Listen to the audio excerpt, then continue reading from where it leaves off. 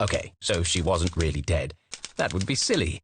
No, Jenny was alive and well and ready for another perfect day in Arthurton.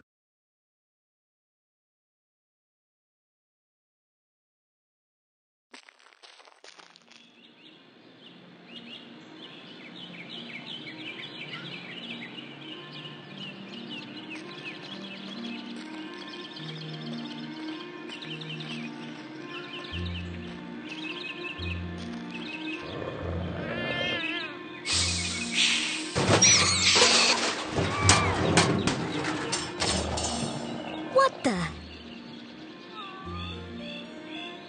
What a mess. I should investigate.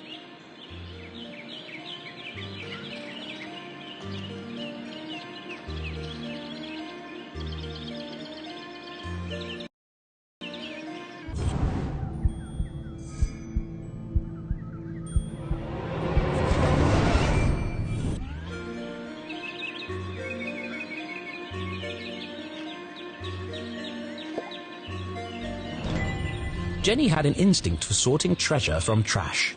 To the untrained eye, this was just a discarded piece of an old postcard. But to Jenny, it was a mystery waiting to be solved. I should keep my eyes open for any other pieces.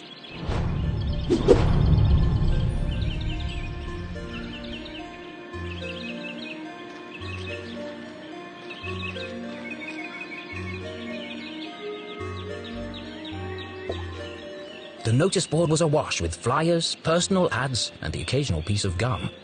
I'm amazed anyone can find anything on here. Fortunately, Jenny had a useful trick to use in a situation like this. Mom always says, a great detective eliminates the noise. Focus on the details, and you'll find clarity in the chaos.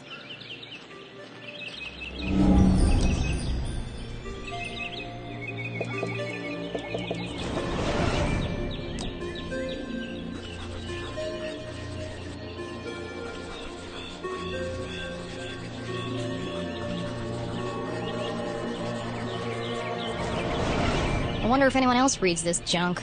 Hold on. What's this? Oh no, they've extended curfew hours again. 9 p.m. to sunrise? That's ridiculous. But necessary. Power outages had become a regular occurrence in town. It was dangerous to be wandering around after dark. It won't be long before we need a permit to go out at all.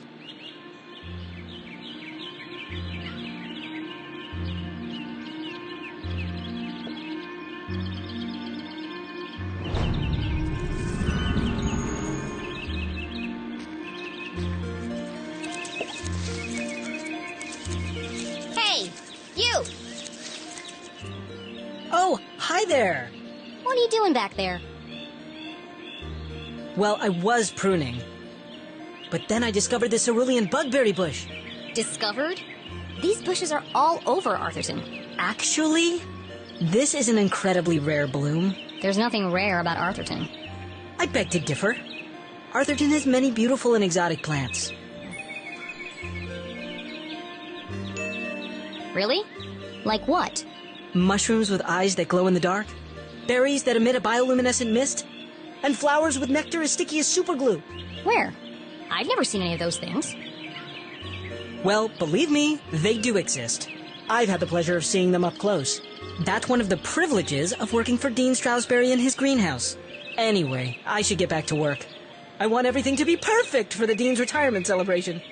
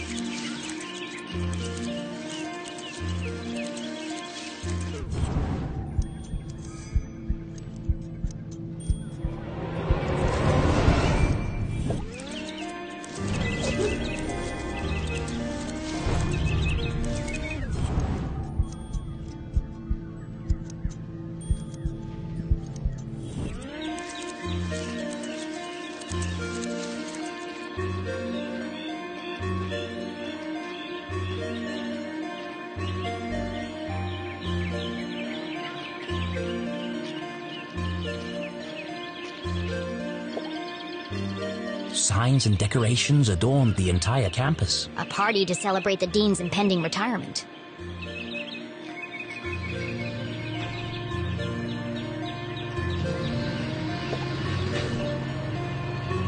Left! Left! I said left, damn it! What part of left are you having trouble with? My left or your left? My left! Obviously, I mean my left. Why would I mean your left? So you want me to move it the other way? Yes, nothing would make me happier. If you're not careful, we're gonna have Brown's brains all over the floor. They seem busy.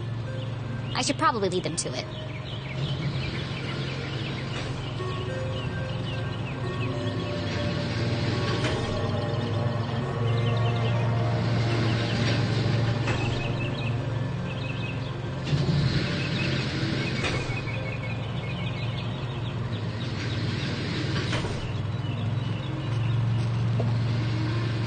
Hello, Mr. Stroudsbury. How are you today?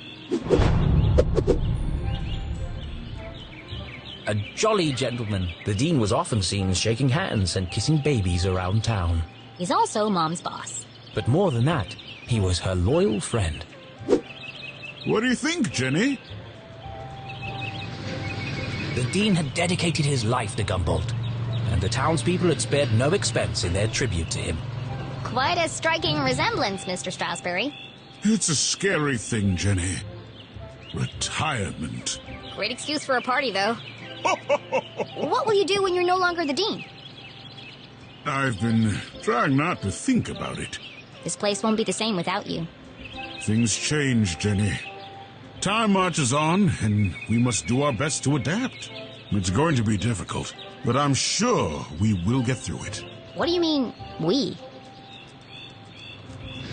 Do you think they made my belly too big?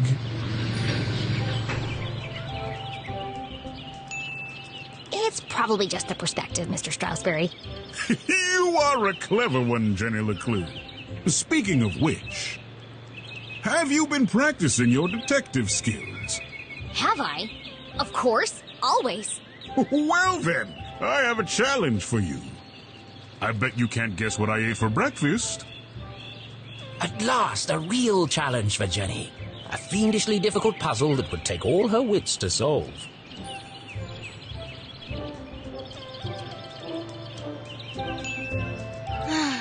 Well, okay. Anything for you, Mr. Stroudsbury. Oh, how... But first, I need to ask you a few questions.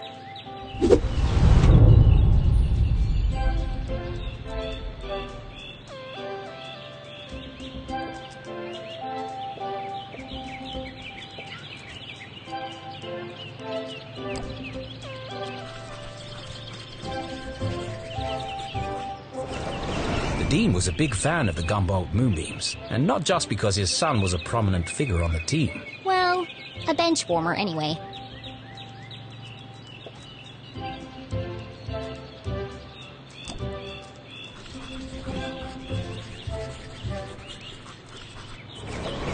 It can't be dandruff. He has no hair. I have a hunch it's powdered sugar.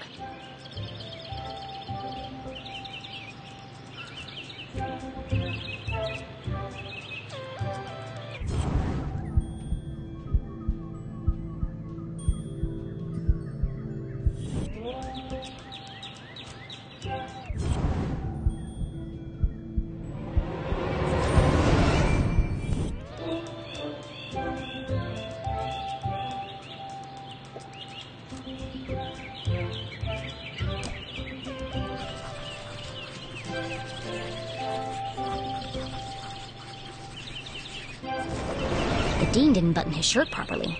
It looks like a bloodstain, but the seeds indicate otherwise.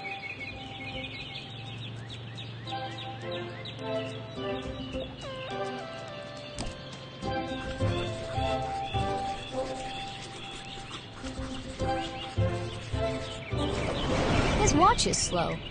That's unlike the dean. He's usually very punctual. Your watch is 45 minutes slow. Is it? Oh my. That explains why there was no cheesecake left in the cafeteria. My head's not screwed on today. Thank goodness you noticed, or I'd be late for my meeting with your mother. Oh, really? She didn't mention anything to me. Oh, well, of course she wouldn't. It's nothing important. Why are you meeting then? It's just, she's helping me finalize my plans for, Your party? Yes, that's it. My retirement party. Thank you. Are you okay, Mr. Strasberry? Of course. Now let me just fix my watch before I forget.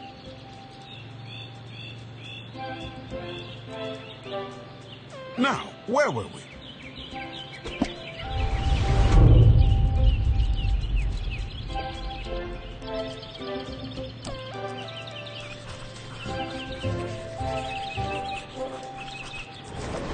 Ipsa scientia potestas est. Looks like Latin. Your ring sure looks old. It was made for my grandfather. He passed it down to my father, who passed it down to me.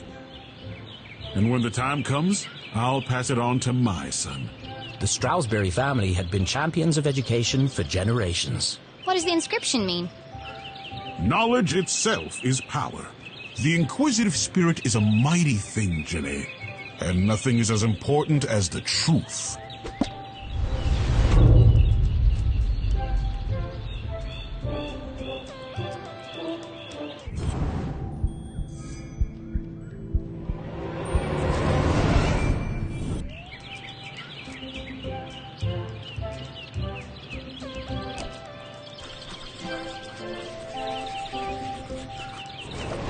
A thick bundle of note cards poked out of the dean's pocket. What's he keeping so close to his chest? You've been making a lot of notes, Mr. Strasberry. Oh, I was intending to make a speech on Saturday. Why have you scratched out so much of it? Your mother suggested I keep it short. And quite right, too. I must have rewritten it 20 times by now. I just can't seem to find the right words.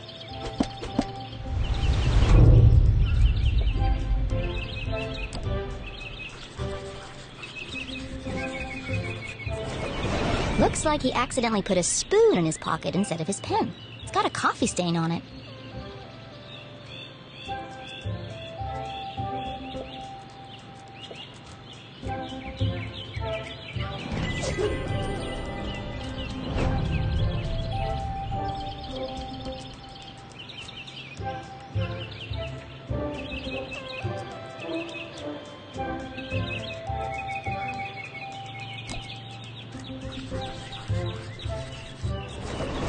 For the dean, being covered in plant life was not unusual. His work as a botanist was renowned. Looks like you're carrying some extra baggage today, Mr. Strasberry. Well, I do have a lot on my mind. I was referring to your legs. Oh, thank you. I have been doing my daily calisthenics. No, I mean the sticky stuff on your pants. What? Oh! Hitchhikers. I've been working on a new orchid hybrid in my greenhouse. They're beautiful, but the leaves are quite clingy. I will say, I am looking forward to spending more time in the dirt. So, what do you think, Jenny? Can you guess what I had for breakfast? Sure, Mr. Strasberry. I've got everything I need to solve this mystery. What did the dean eat for breakfast?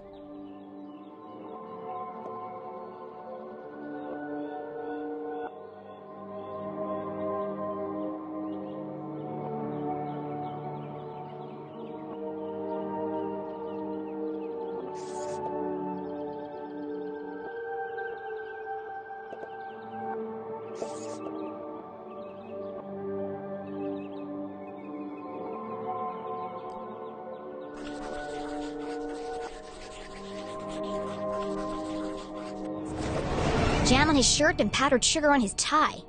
The evidence points strongly to the dean's breakfast consisting of 1, maybe 2 donuts.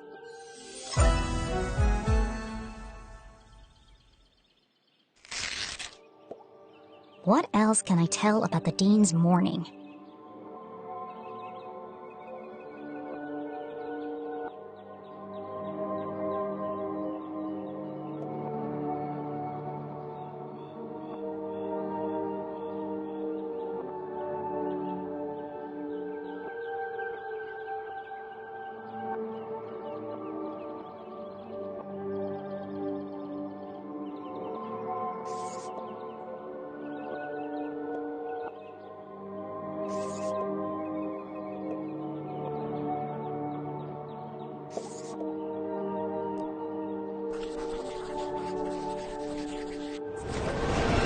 not right. Back to the drawing board.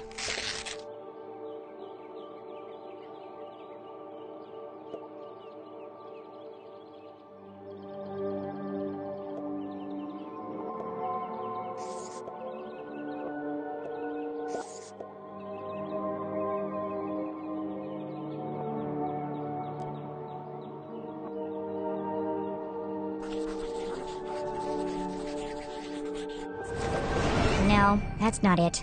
I'm missing something.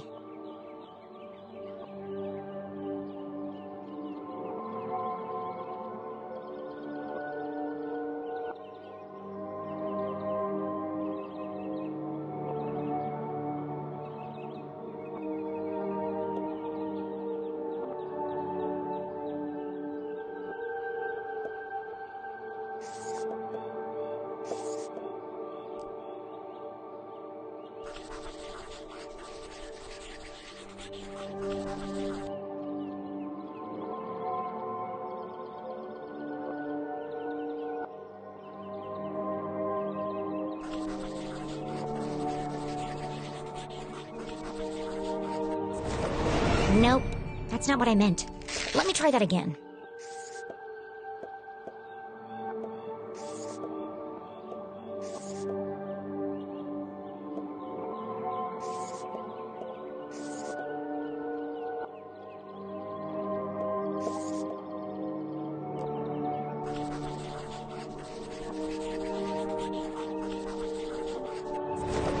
The Dean had neglected to wind his pocket watch. The act of a distracted man. This resulted in his whole routine being thrown off, which might explain why he has a spoon in his pocket instead of a pen.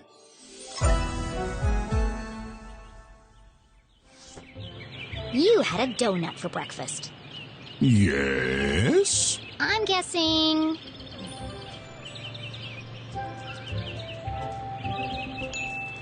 raspberry. How did you know? That part was easy. You always have donuts for breakfast. But something else caught my attention. Oh? I think you have something on your mind, Mr. Strasberry. You are usually a picture of precision and punctuality. But today, there's a spoon in your pocket and your shirt button is undone. My. You really are a LeClue. Your father would be so proud. Thanks. Well, I should be going. I'm meeting your son by the lake. And I'm meeting your mother in the library. What a small world this is. Too small. A perfectly small world with everything in its right place. Who would want to change that? Pardon? Nothing. See you on Saturday. Oh, yes. Until we meet again, Jenny LeClue.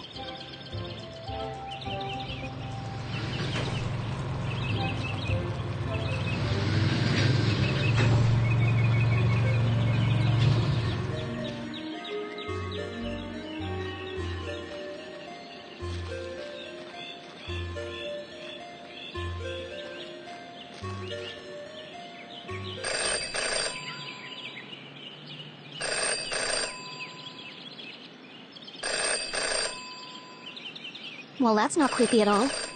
In her short time as a detective, Jenny had learned never to ignore a ringing phone.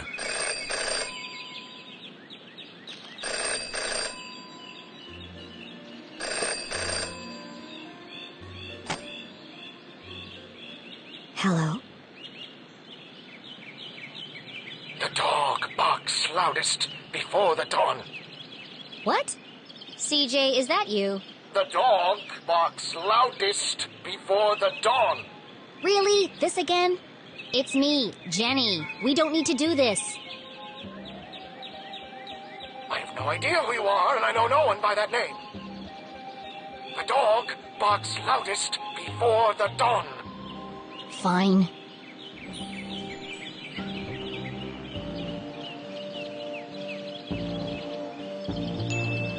The early bird can't catch the lazy worm.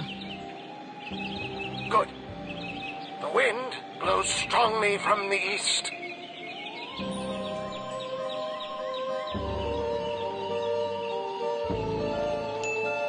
A watched pot feels very self-conscious. Excellent. The evening sky is full of fireflies. The absent-minded goldfish swims into the blender. Ah! Jenny, it is you! Of course it is. I need to meet with you right away. Okay. Where do you want to meet? This place will do. Everyone in town knew that CJ was mad, even dangerous. He's not dangerous. He just doesn't accept things at face value.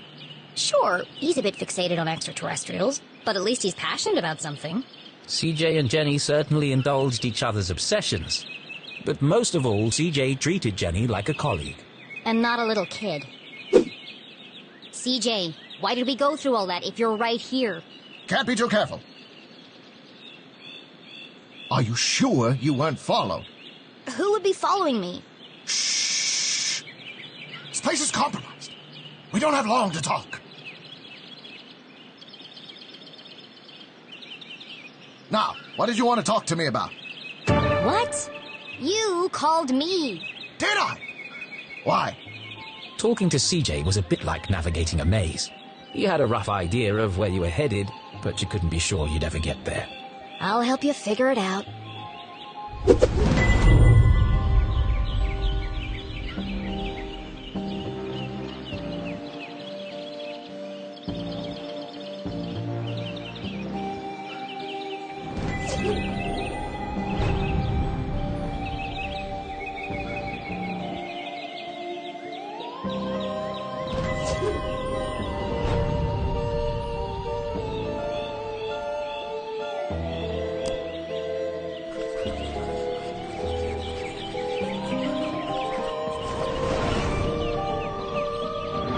Is it your birthday, CJ? Birthday? Whose birthday? Kite's birthday. But Kiteson died on his birthday. Assassination? Possibly. Abduction? Almost certainly. CJ, the card? Oh, this. It's for you. Impossible shot. Died instantly. No suspects. No human suspects, anyway.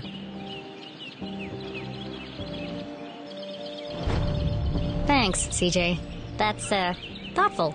I didn't think you'd remember. I know what it's like to lose something important to you. Now triple shred and incinerate that card as soon as possible! It's got my fingerprints all over it!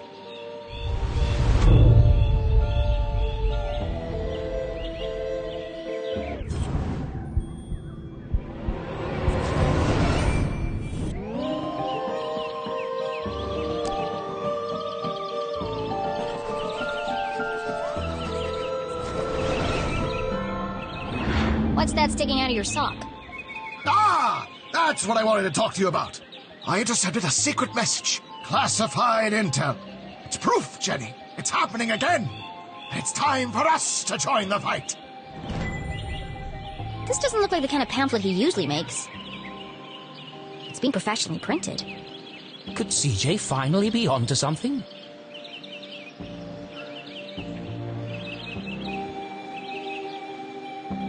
Oh, it's just part of a cereal box. A cereal box from another space-time continuum? Nope, just a regular cereal box. It's an ad for a toy. But why? Why would it just be lying there in the trash?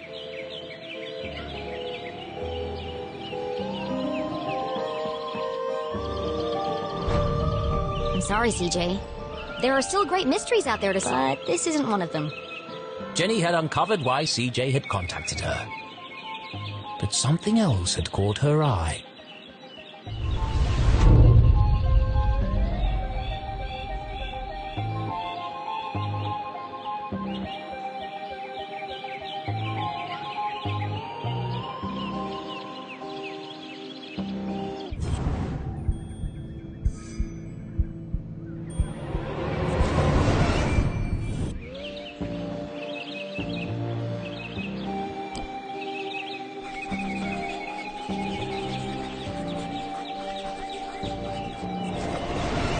He was hiding something.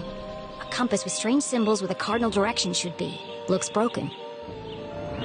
Where did you get that compass? Ah, you spotted it. I knew you would. It belonged to my father. He left it to me to find the truth. You're not going to find anything with that. The needle is wandering all over the place. A bit like you.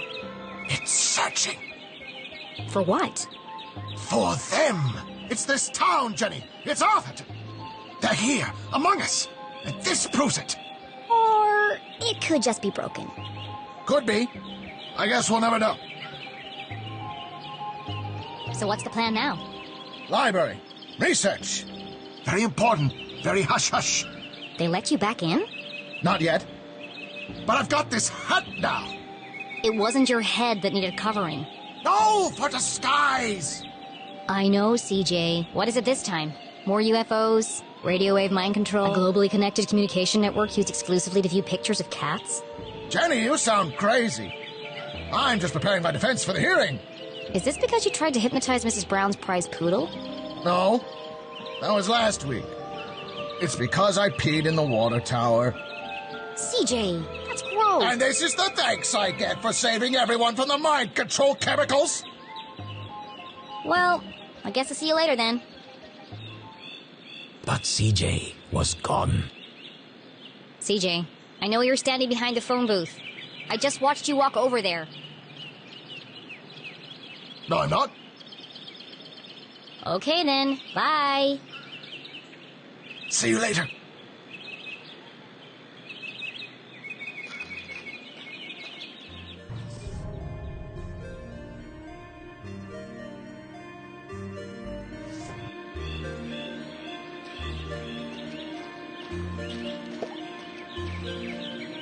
Hey!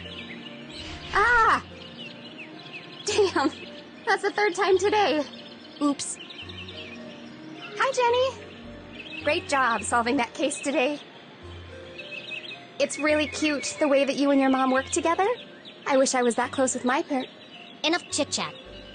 Got anything new for me? Oh, yes. This is the real deal, hot off the press. I haven't had a chance to distribute these yet, so keep them to yourself. Ada and Jenny belonged to one of the oldest societies in Arthurton. An eclectic band of treasure hunters, collectors, creators, and dealers. Together, they were known as Sticker Club. For generations, Gumboldt students had been hiding and finding stickers all over town. Officially, Jenny was too young to join, but she'd found so many stickers on her own that they'd made her an honorary member. Let's see. Nice crisp edges, rich colors. Very tacky. Thanks. I spent all week making these. If only you spend as much time in your schoolwork, you might not be failing my mom's class. Jenny thought to herself. It's to celebrate the dean's retirement. I'm super sad that he's leaving, but... It's a perfect reason to make new stickers. Exactly. Oh, we're going on an epic sticker hunt before the dean's party. You should join us. Even if Jenny had wanted to join them, And I don't. she knew she'd be stuck with her cousin all weekend. Thanks, but I work alone. Oh, okay. See you around, Jenny.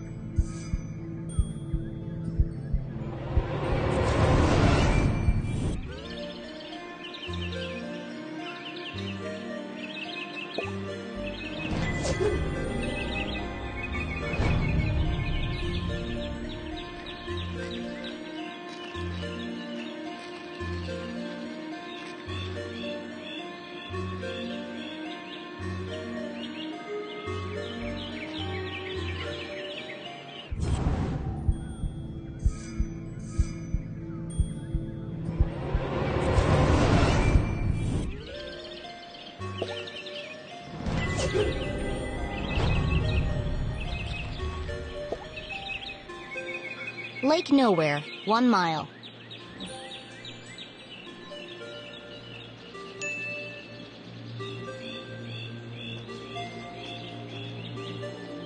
Stop!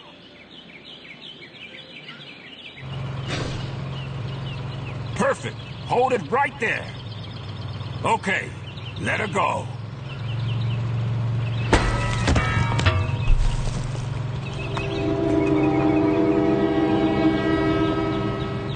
Oh dear. That was ominous.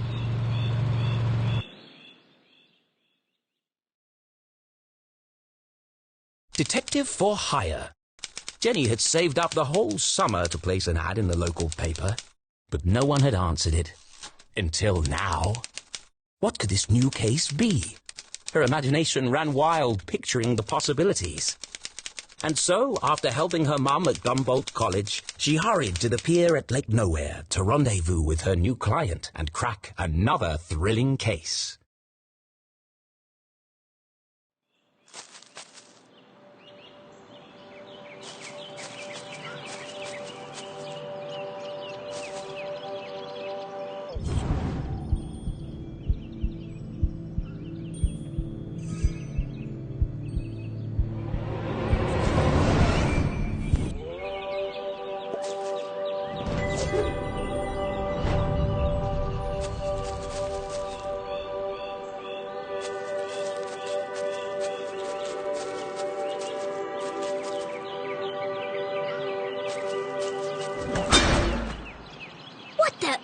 Hey, kid! Watch where you're going! Hey, screw you! Your wrench nearly cracked my head open! Oh no! It's not damaged, is it? That's my lucky wrench. Yeah, lucky it didn't kill me. When's this upgrade gonna be finished anyway? Look, kid, I just go where they tell me. Every night another power surge. Every morning another part of the grid fry. And I'm out here fixing it. Do I get any thanks? No. What's causing all the outages? At the moment, a little red-headed girl. Now throw me my wrench, kid.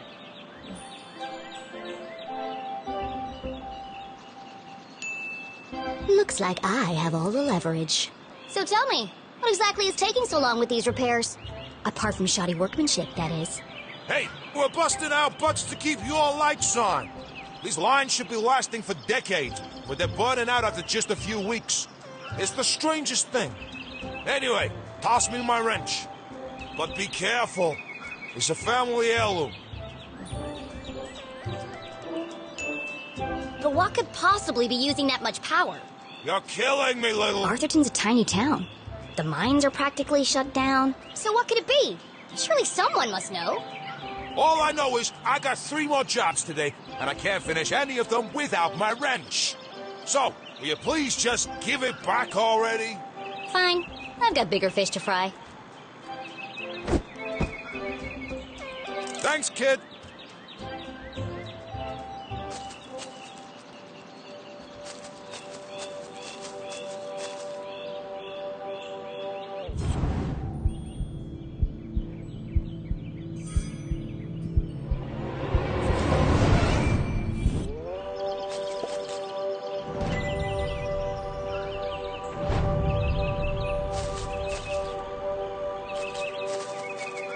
As Jenny stepped out of the dark forest, she saw warm sunlight reflecting off the cool lake.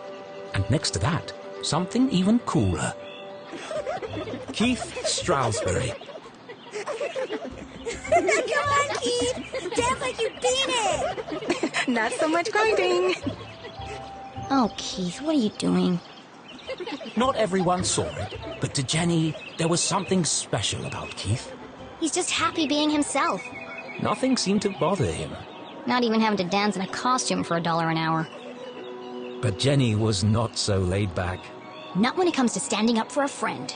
Especially her only friend.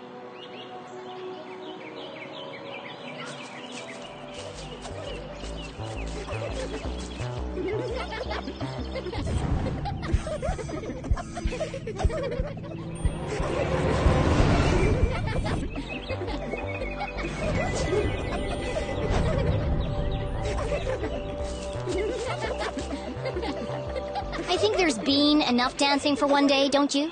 Hey, Jenny. Hello, Susan. Actually, I prefer Susie. Busy laughing while others earn a living, Susan?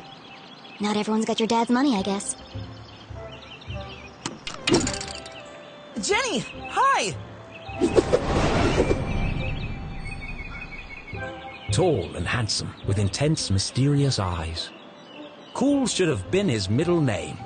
instead of Tarquin. But Keith was so cool, he didn't even mind. Give me 1 minute. I'm just finishing my...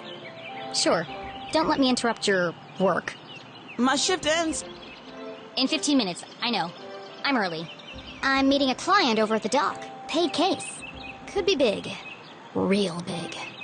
Couldn't be as big as her head. Wow, that's really... Impressive? Maybe. All I care about is keeping this town crime-free. The only crime here is that haircut. Back in a minute, Keith. I'll have the usual.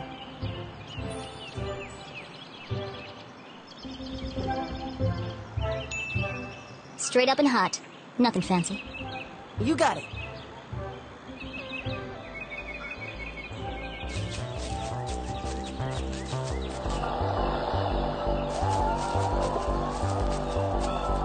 How about now? Move it to the left a bit. What's he doing up there? Not now, kid. We're busy. Any better? No, keep going. Now? Yes, it's working. Hold it right there. That's what all the fuss is about? Not this guy again. What is that? Whatever it is, it's not my music. Maybe it's jazz? Shh. I'm trying to listen. You shush. I'm the DJ. I'm in charge. When's this party getting started, boys? Just a few more minutes. How are we supposed to dance to this? I think we're losing them. Another station must be interfering with the signal. But there aren't any other stations in Arthurton. Wait! All these wires must be acting as a giant antenna.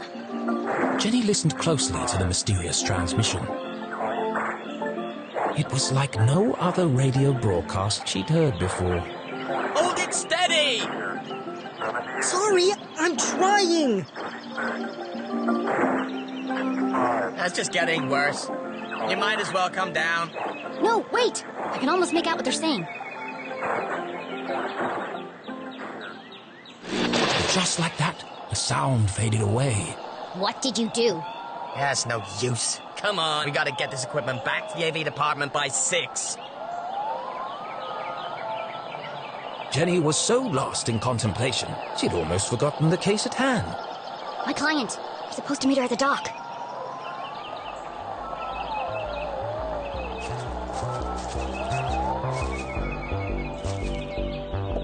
Danger. No swimming.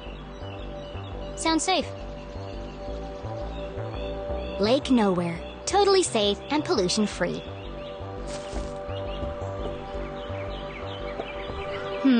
How do I get this ladder down?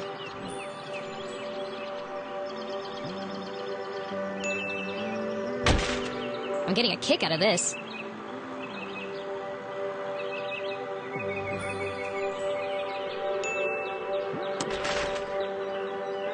Still stuck.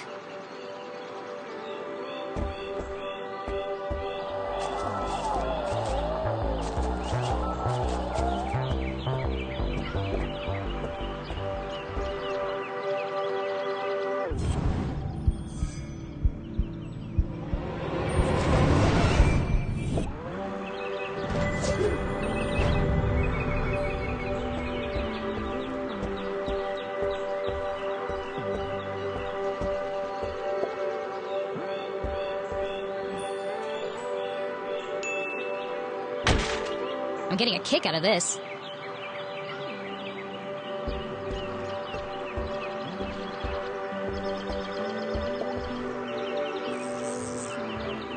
Aha! Got you this time, you slippery fella. Ah, shucks. Just another boot. Excuse me, Mr. Humdrum. Oh my! If it isn't little Jenny LeClue. What a glorious day, don't you think? As far as Jenny was concerned, small talk was like a second pair of underpants. Uncomfortable and completely unnecessary. But Mom always says, create a good rapport and they'll reveal everything to you. So she gave it a shot.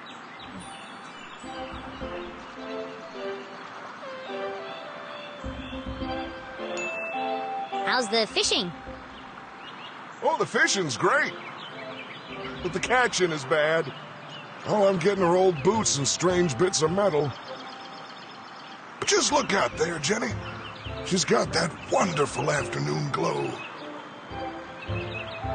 No one knew why the lake glowed at night, and few were brave enough to swim its murky waters. What lay beneath its depths was the stuff of myth and legend. Somewhere out there lies the giant red herring, or so they say. But no one's ever caught one. Sounds fishy to me. Well, if she's out there, I'll catch her. Someday. Great. Well, now that we have a good rapport, where can I find Mrs. Humdrum? Well, she's down there on the ridge. Only one problem. I think the ladder is broken. Ah, yes. There's a knack to it. First you shake it, then you kick it, and then you push it. Sounds unnecessarily complicated. I'll join you down there in a bit. Just have to sort my tackle out.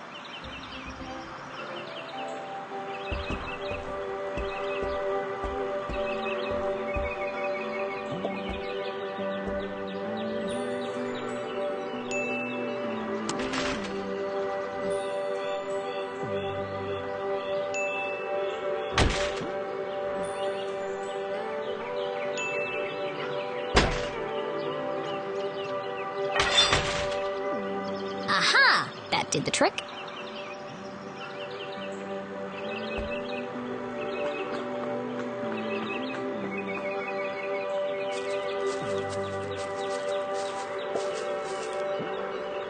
Mrs. Humdrum, I presume? Oh, hello! You? I'm the private detective you contacted.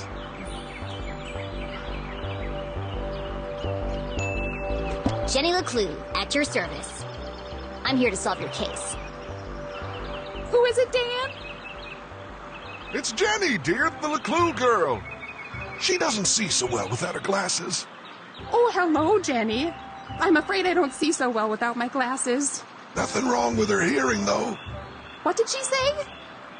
I said there's nothing wrong with your hearing, dear. Oh, no, thank you. I've already eaten. I believe you have a case for me? We do. We do. Great. So what's the trouble? Haunted by the ghost of a former lover? Worried you're being poisoned by a mad uncle? Something so dark and gruesome I can't even begin to imagine the horror? Well, I've lost my reading glasses. Oh. And there it was. A real case. A confounding mystery to challenge Jenny's brilliant mind. I thought this was finally going to be a good one. What do you think, Jenny? Can you help? Sure, Mr. Humdrum. I'm gonna need to ask you a few questions.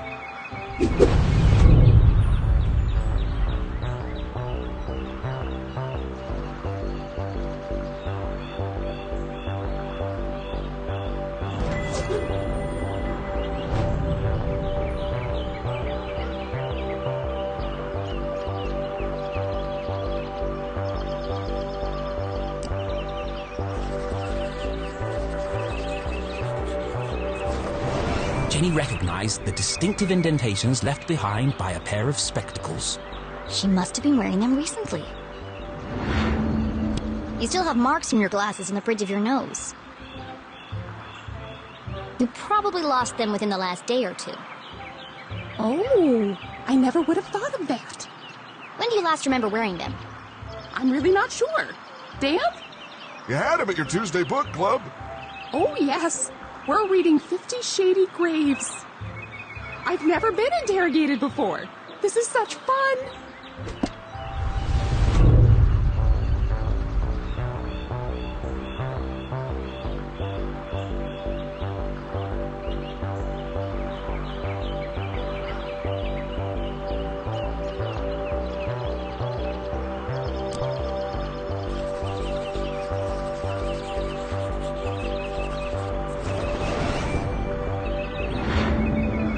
I expect you're finding it difficult to paint without your glasses. Oh no, I never wear them when I paint. I like to feel the canvas, to interpret the colors. She's an incredible painter. You should have her paint you. Thanks, but I don't mix business with pleasure. You really are very good. The best.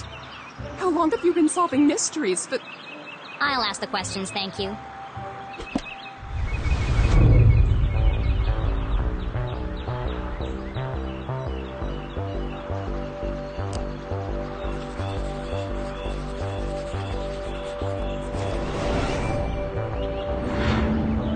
Do you often carry a pair of binoculars? She doesn't go anywhere without them. I presume you don't wear your glasses when you use the binoculars. no, I can't get my eyes close enough to the eye cups. I see. What's next? Fingerprints? Oh, polygraph test? It's like you're reading my mind.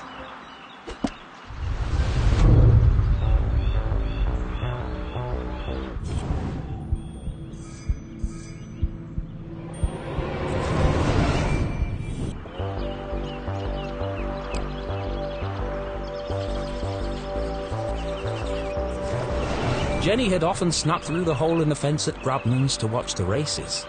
She could understand why the dogs ran so hard. They were chasing the promise of food. What the adults were chasing was less relatable. I notice you're a gambler, Mrs. Humdrum. You've been to the Greyhound races. That was yesterday. We always go to Grubman's on Wednesday. Did you take your binoculars with you? Of course. Those little critters are so far away, I can't keep up without my binoculars. Interesting. Have you figured it out yet? The suspense is killing me.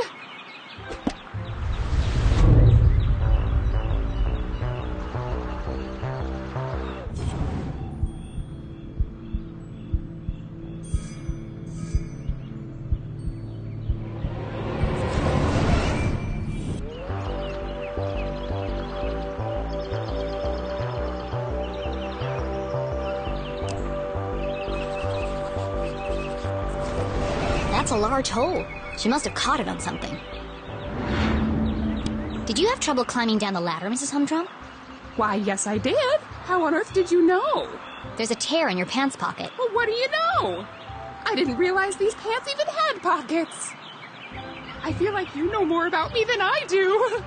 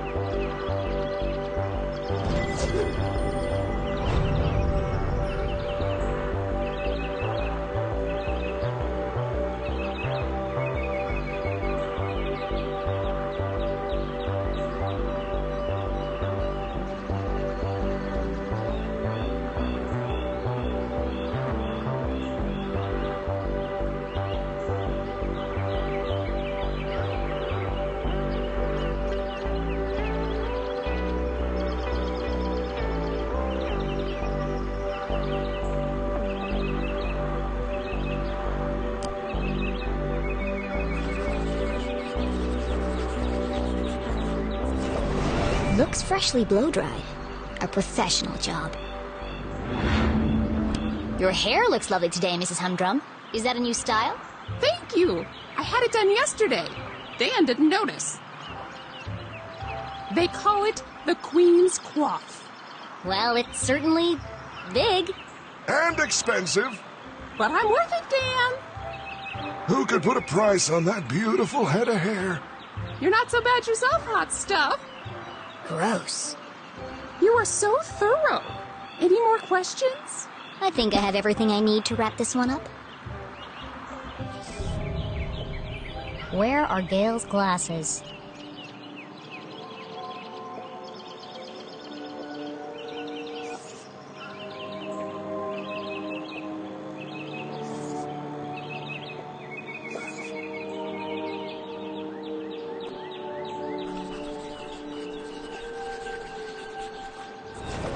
There's a big hole in her pocket, but Gail didn't even know her pants had pockets. So it's unlikely that she would keep her glasses in them.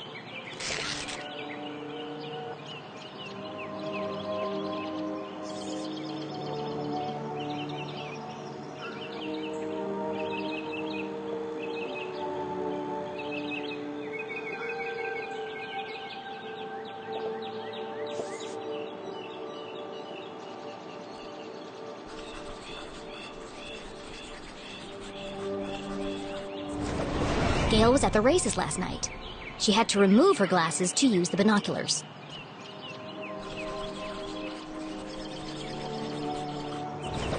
Gail also had her hair cut recently.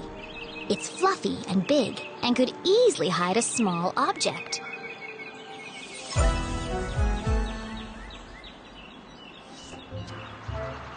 Solving a complex mystery like the case of the missing glasses was tough work. But now came the most satisfying part, delivering the dramatic denouement.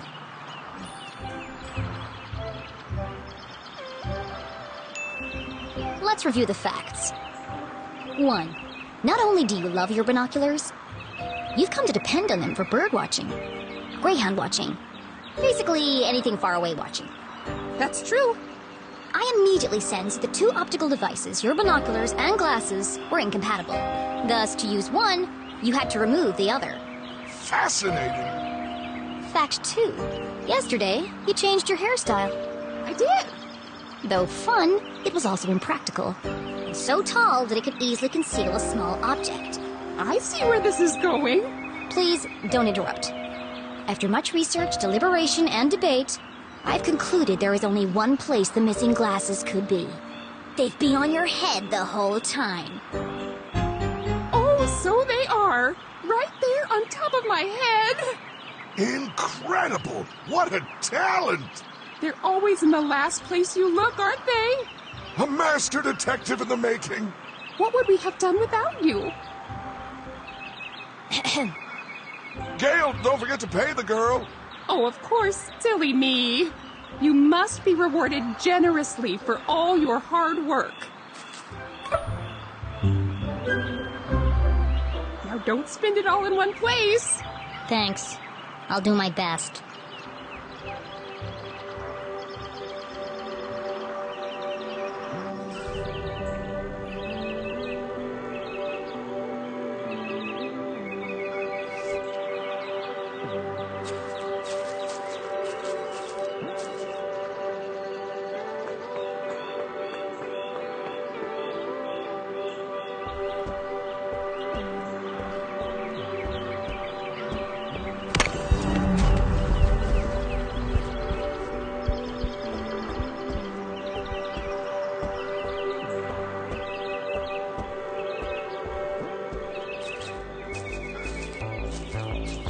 Are you ready, Keith?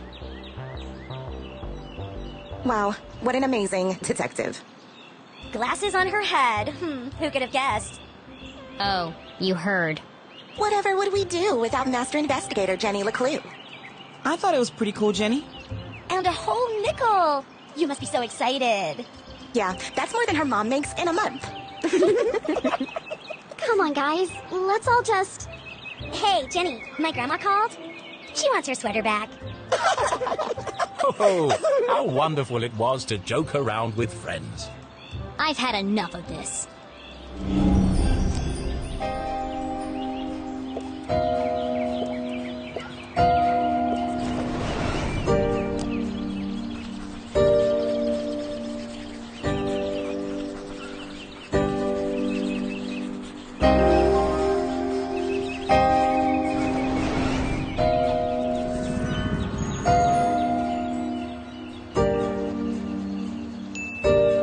Application of makeup. Hair drawn over face. Wear sunglasses even at night. You're trying to distract from something. A lazy eye, perhaps? What? No! How do you... Shut up, Jenny! You don't know anything! Wow, Jenny. That was cruel. Who even says something like that? Aw, don't cry, Veronica. She's just a weirdo nobody! Jenny, let who? And the case of the missing friends! Yeah. Good one, Veronica. Come on, let's get you home. Are you coming, Susie? Thanks for the coffee, Kate. And the extra sugar. Of course. It's... Nothing special at all, and the same thing he does for everyone. Oh, okay. See you around, Keith.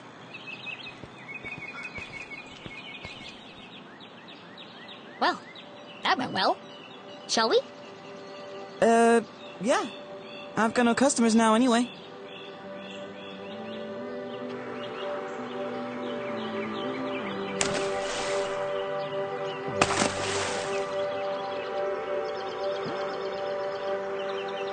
nothing exciting ever happens here. I'm so tired of these simple cases.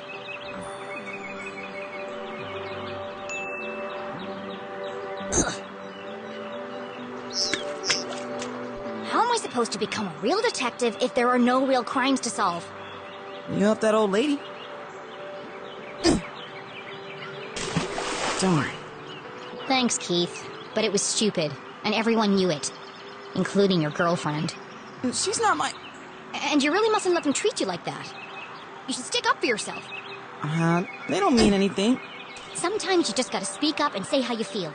Well, You can't just let people walk all over you, Keith. Okay.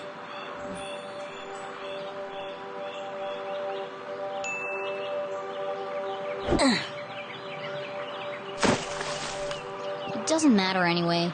Nothing's gonna change. Not in this ghost town. It's not so bad. Don't you ever wonder what it would be like to live somewhere else? Oh, not really. Who am I kidding? There is nowhere else. Not for miles.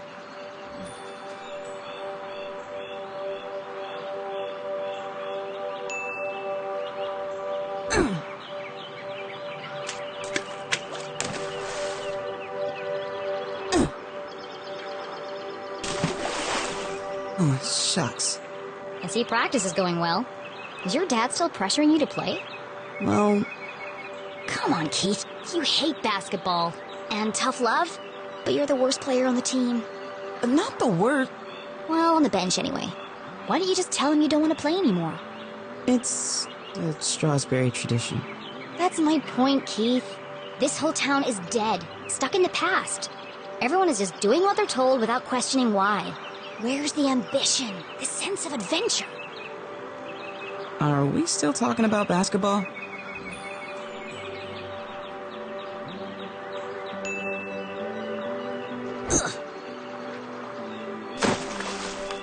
How's your mom? She seems distracted. Normally, she's so focused on her job. I mean, it's understandable. It's been almost a year since... And now she's planning to go away for the weekend. And she still won't tell me why. Yeah? She was definitely acting weird earlier. Maybe she's... lonely? You know what? You're right. I am? She shouldn't be alone right now. Actually, your dad told me they were meeting in the library. We're going to need supplies. 2 of Mr. Bean's finest, please. To go, of course. Here is my payment in full. That's a nickel. Put the rest on my tab? Thanks for the pep talk, Keith. You always know what to say to make me feel better. Last doll. You want it?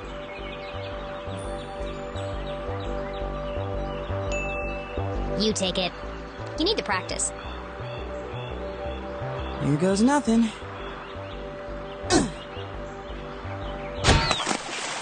Three-pointer! Nice one, Keith. Maybe your luck's finally changing.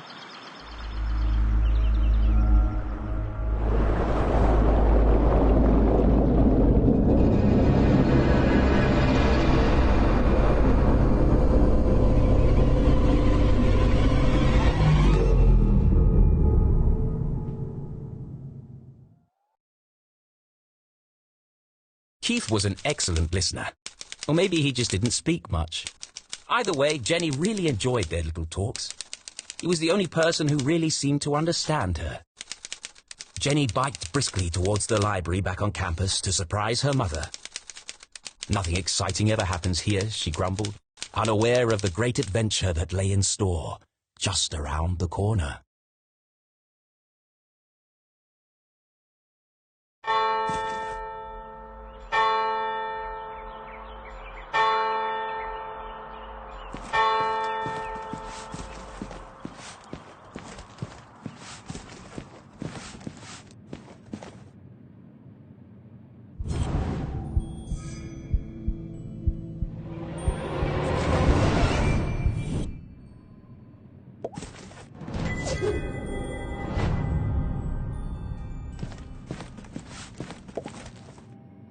Gerald Strasberry.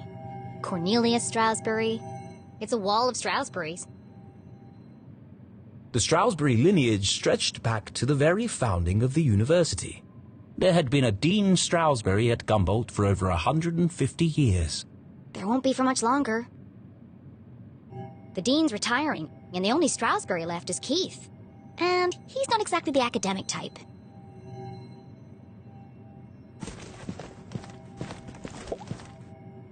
No one on duty.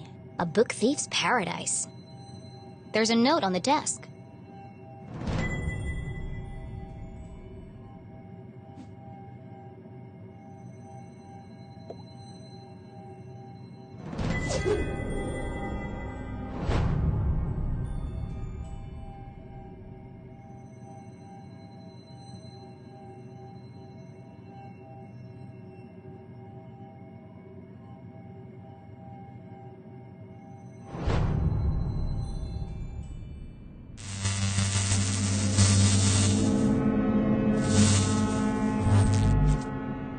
That was weird.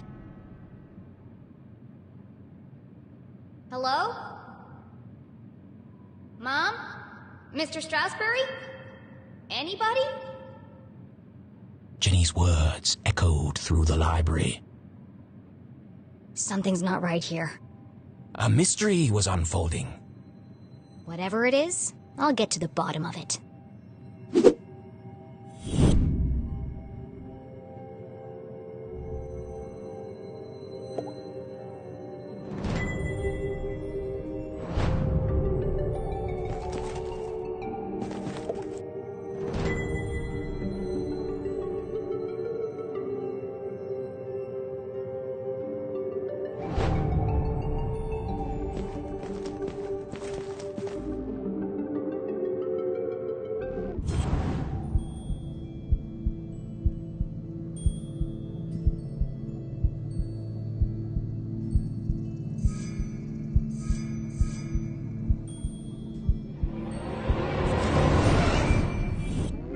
Les Stroudsbury, Gumboldt's 21st and jolliest dean, smiled down at Jenny.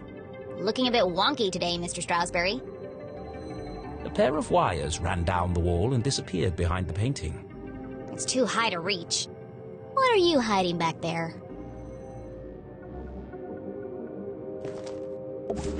The chandeliers that adorn this library are made from rare Arthurtonian quartz, kindly donated by the Glatz Foundation. The Glatz family was one of the oldest in town. They were the first to mine the valuable quartz deposits beneath Arthurton. And as such, they became incomparably wealthy. And they sure like to let everyone know it.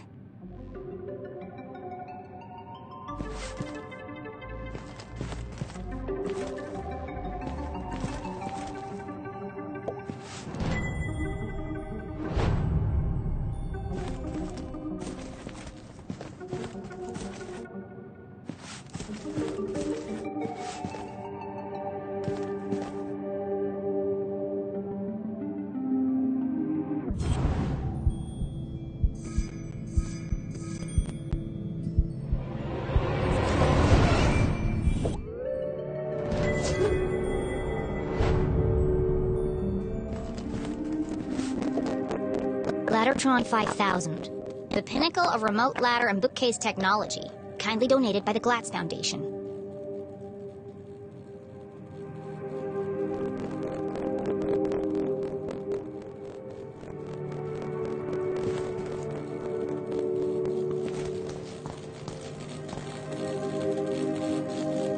Whoa! Dangerous! The newly installed ladder system was prone to malfunction. Should have kept the old wooden ladders. They never tried to electrocute me. I need to find a way to turn the power off.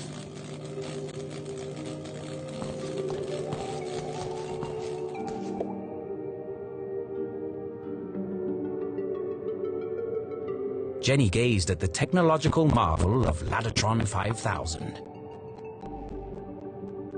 Seems pointless. It's not hard to move a ladder. Sometimes it feels like some unknown force is just trying to slow me down.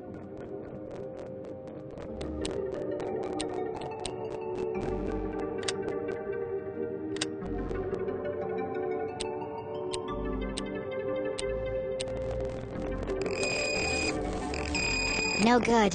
I don't think I'll be able to move the ladders while the electricity is on.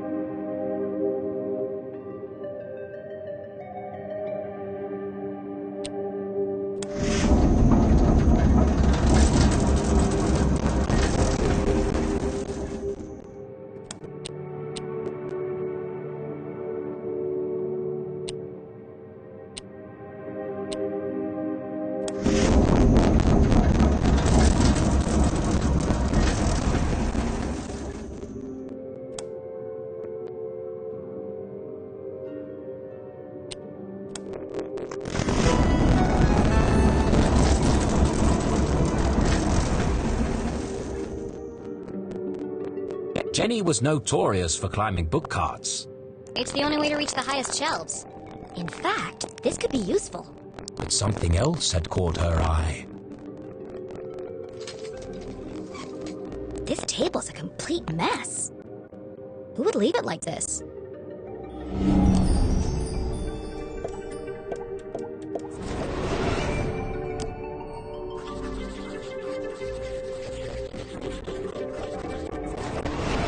Illegible scribbles, intricate diagrams of giant machines, a worn copy of Aliens in Arthurton.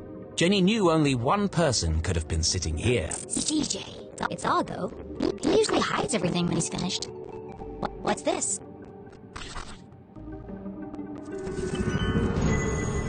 A tattered piece of paper with a series of seemingly unrelated notes.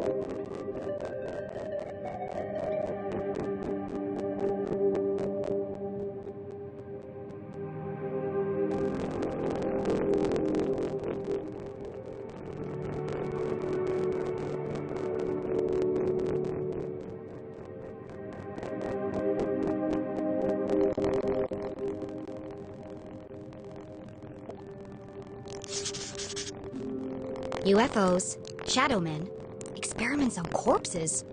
It seemed that CJ was unraveling a mystery of his own. Wait, there's something on the other side. Wow, a color map of Arthurton. Jenny had never seen a town map with this level of detail before. How can I believe CJ left this behind? That's so unlike him. He'd be terrified if anyone else found it. I'll keep it safe until I see him again.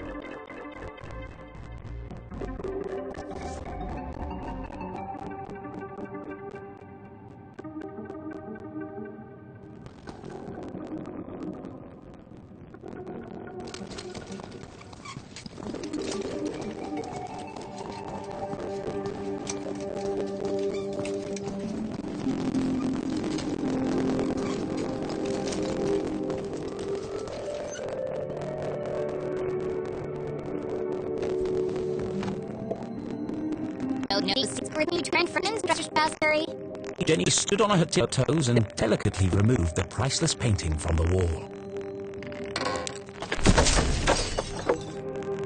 Oops. Ha ha! Precisely what I was hoping to find. It was? Let's see. Lights, bookcases, ladders. A power, and continue my investigation. But Jenny knows better than to play with electricity, so she left it alone.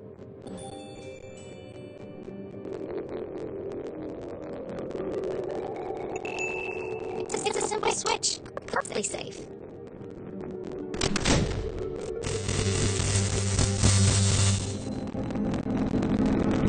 In silence unmoved our tiny hero. But even worse was the dark. Jenny had always been terrified of the dark. Yeah, just breathe. A great detective never succumbs to fear.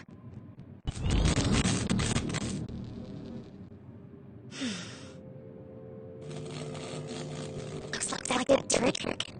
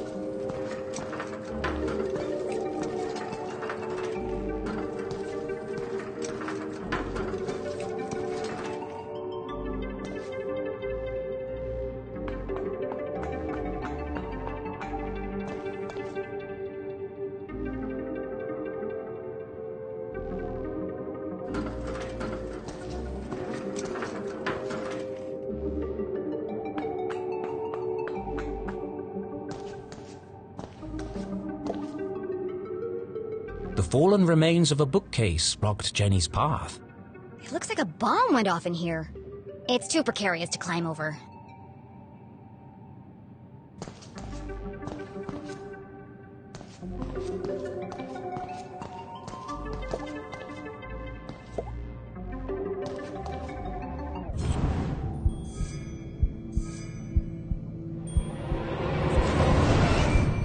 There's something on that shelf, but I can't reach it.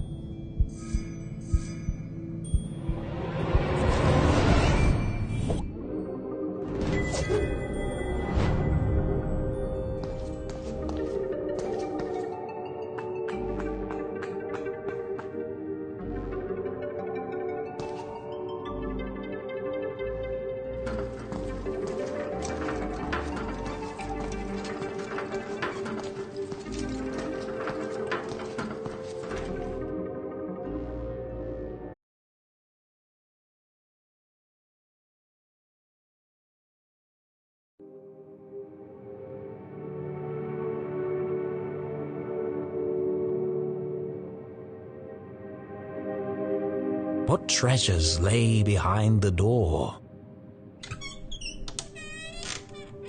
Oh, it's empty. Still, that bookcart could be useful.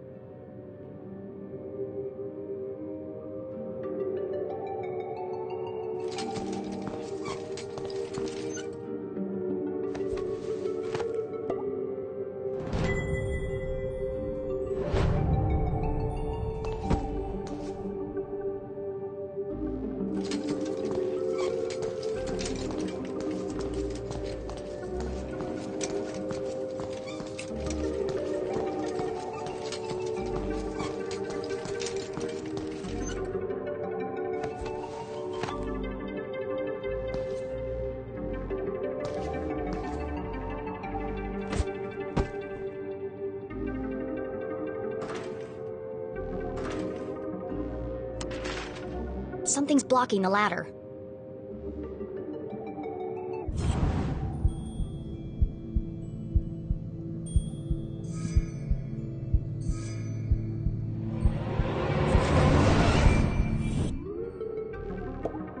There's something stuck in the track. Ipsa, scientia, potestas, est. It's the Dean's ring! No wonder the ladders were malfunctioning. The ring must have caused a short circuit.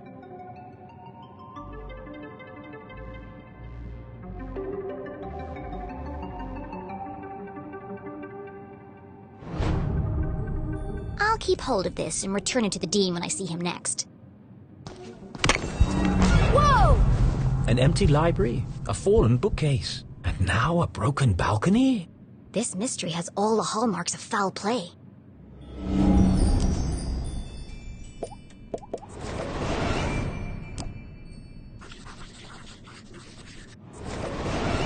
They say words can't hurt you. In this case, I'd be inclined to disagree.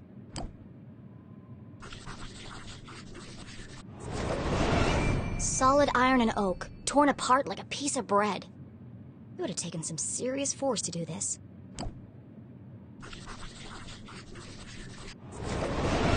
Something bad happened here.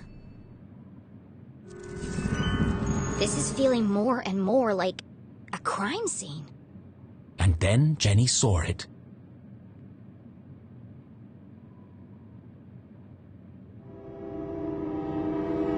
Covered in a ripped curtain and surrounded by broken glass.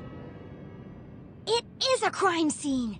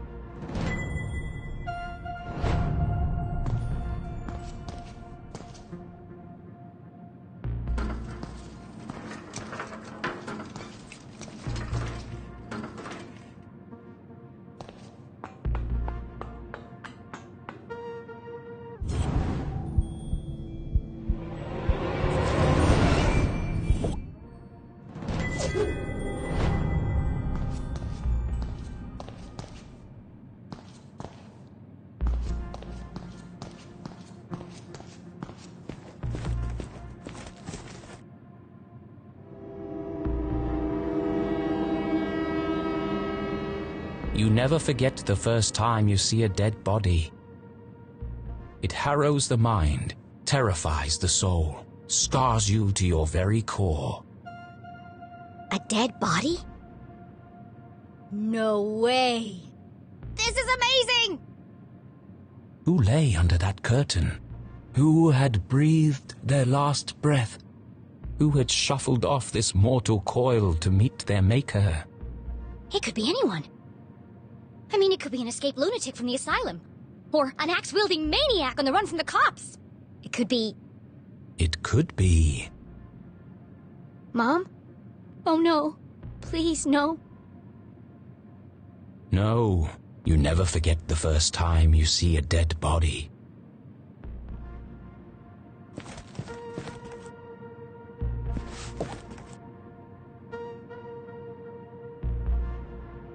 Jenny knew it was wrong to disturb the crime scene. But I have to know who's under here. Slowly, she drew back the heavy cloth. Please don't be my mom. Please don't be my mom.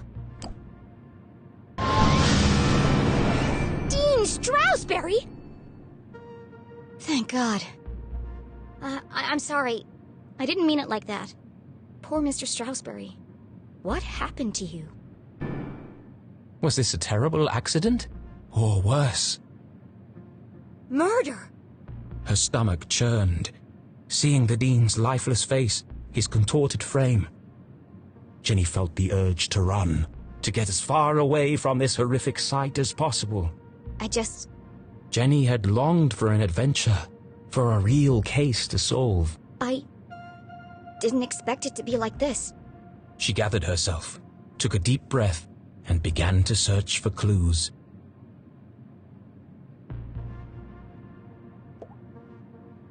He looks like he's been dead for weeks.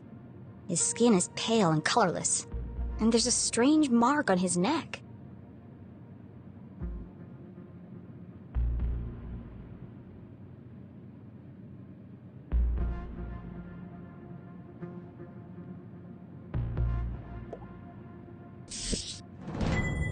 The Hawk and the Weasel and other bedtime stories. It could be important.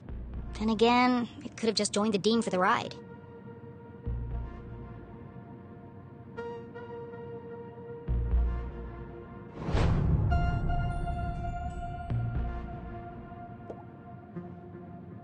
There are bits of glass and metal debris everywhere.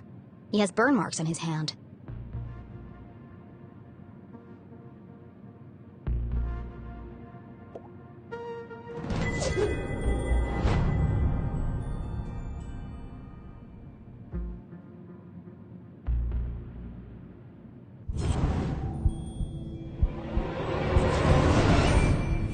The Dean's hand was clamped shut around a small object. That's strange. Rigor mortis usually takes hours to set in. I'm sorry for what I'm about to do, Mr. Stroudsbury, but this could be a vital clue.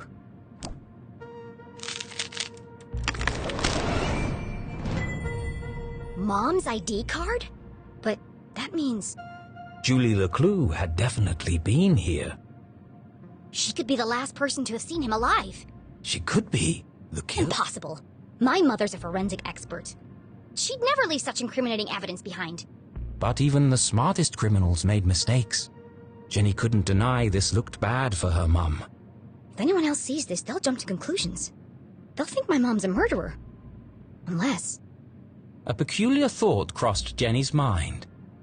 Unless... there's nothing to find. Removing evidence from a crime scene was highly unethical. So is planting evidence to frame an innocent person. She had no proof of that. I have to do something.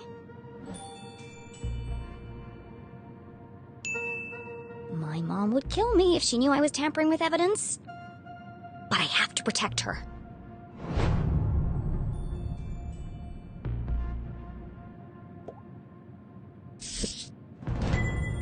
It's a book about predicting the future. I suppose it didn't belong to Mr. Stroudsbury then.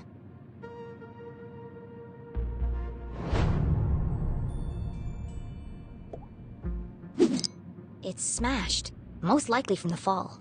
The hand stopped at 3:57 p.m. That gives me a potential time of death. If Jenny had arrived just a few minutes earlier... I might have been able to save him.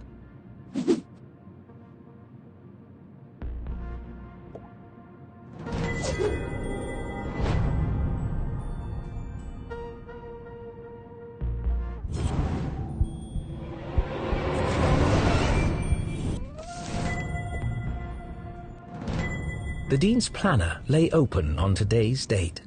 Perhaps I can retrace his steps and create a timeline of events.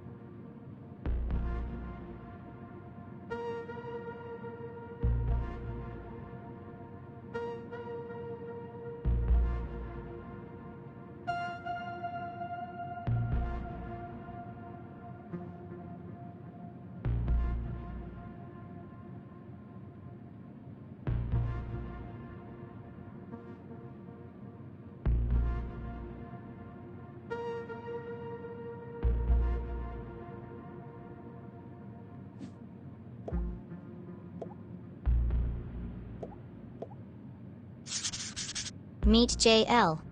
Could that be Mom? Where's Widow's Drop? I've never heard of it.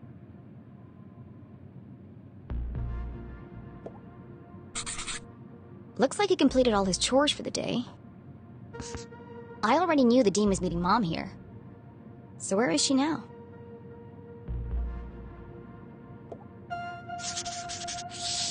He sure was working hard on that speech.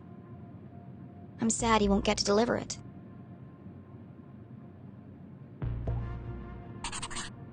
Looks like he cancelled his meetings on Friday and rearranged lunch with Keith.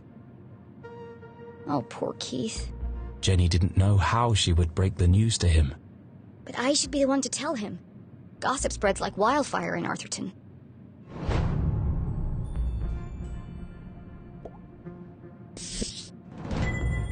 A book about chance. What are the odds that this was an accident?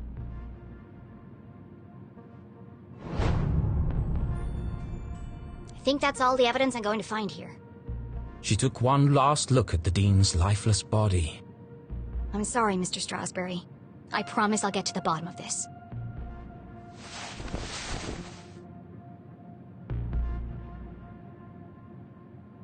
Jenny knew she should leave and call the police.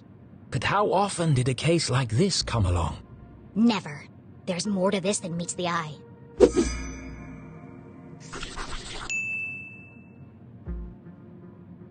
Some of this evidence must be connected.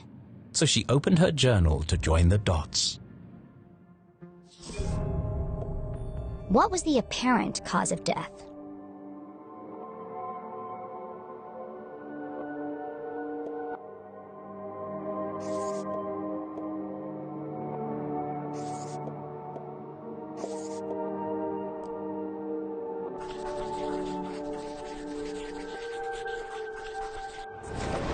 It looks like the Dean was thrown from the balcony when he reached down to pick up his ring, which was stuck in the electrified ladder track. He grabbed the curtain, but it didn't slow him down. He landed on a bed of metal and glass debris.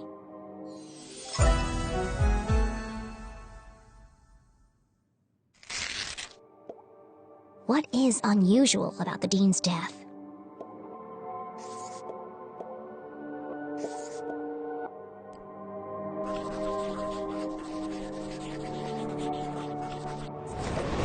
Dean has a strange mark on his neck. All the skin around his face is gray and gaunt. I've never seen anything like it before. He's holding my mom's ID card, which makes her the prime suspect.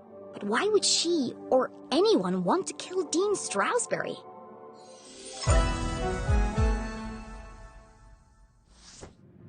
Jenny suspected foul play, but what was the motive? Had she missed something?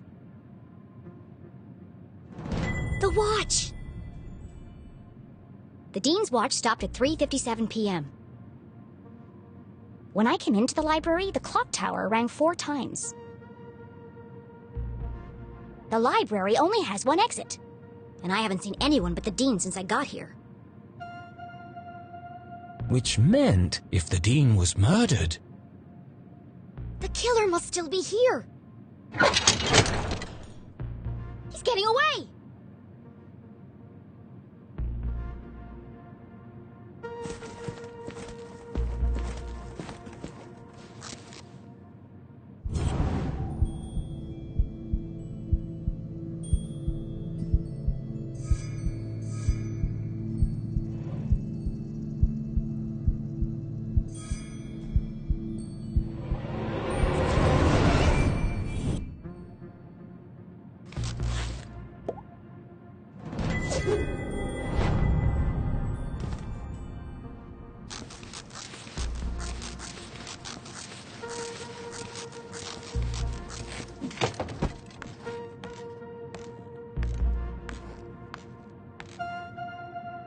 Jenny could hear police sirens in the distance. Someone must have tipped them off. I'll catch the murderer and keep him busy until the cops arrive. Chasing after murderers was hardly the job of a little girl. Hey you! Stop!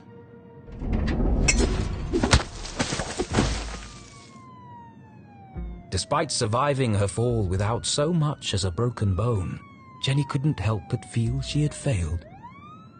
As the sirens grew louder, she knew it would only be a matter of time before the sheriff arrived. and then she'd have to explain why she hadn't called for help.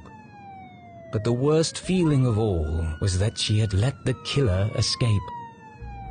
As she drifted slowly into unconsciousness, Jenny heard a familiar voice, concerned, gentle, soothing. Jenny? Oh, Jenny, what have you done? Mom? Freeze! You're under arrest!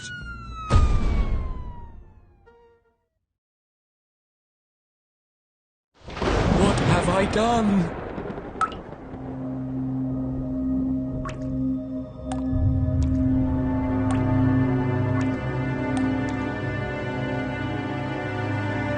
I killed him!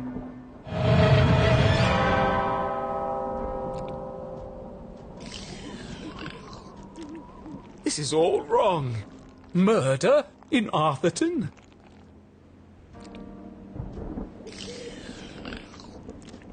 This is not an appropriate story for Jenny LeClue. Poor Dean Stroudsbury. What was I thinking? I've gone too far.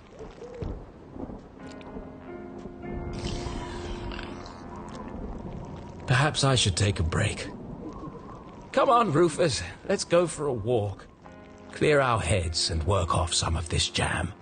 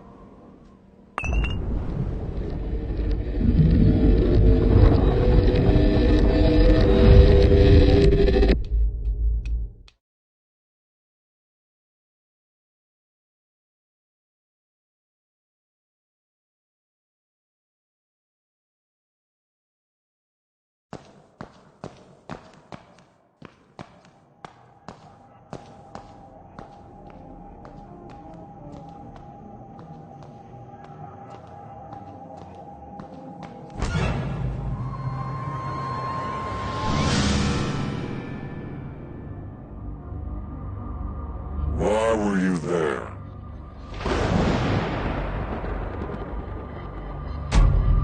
I told you I was looking for Mom. Why? We were going to grade papers. When do I get to see her?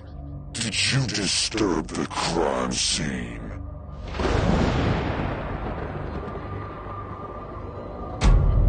Of course not. Now let me speak to my mom.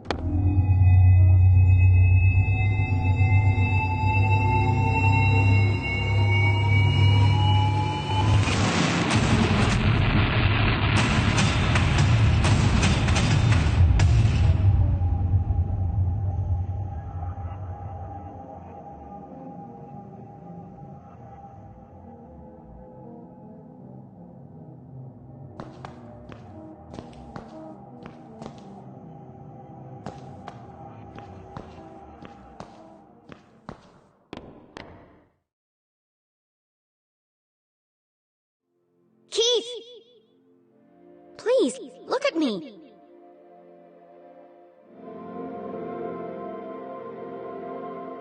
Keith, wait!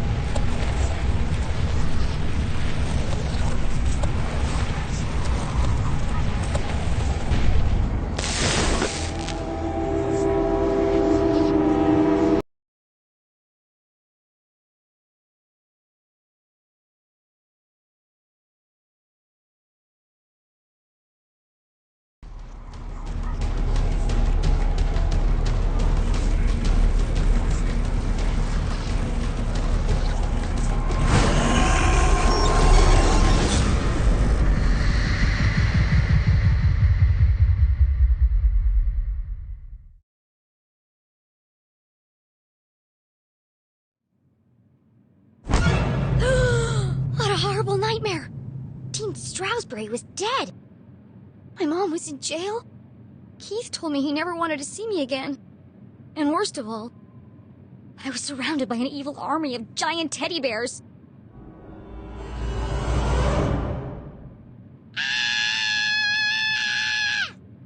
Unfortunately, it was all true, including the teddy bears. My eyes! There's something wrong with them. Everything's pink. But her eyes were fine. It was the room that was pink. Pink cuddly toys. Pink furniture. Pink clothes. And a hand-drawn homage to teenage heartthrob Pelvis Cressley. Covered in pink hearts. Everything a teenage girl could dream of. It looks like a marshmallow exploded. It was at this point Jenny remembered where she was. I shouldn't be here. What happened? And what is that terrible music? I can't think straight with that racket playing. These aren't my clothes. And where's my journal? That wasn't the only thing missing. The Dean's ring. It was in my pocket.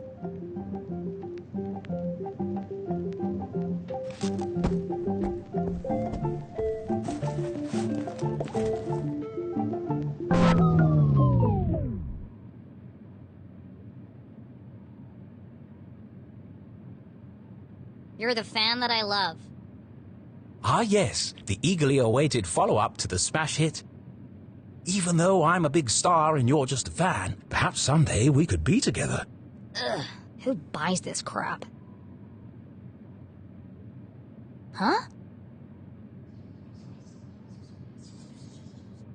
Hushed whispers in the hallway? I should investigate.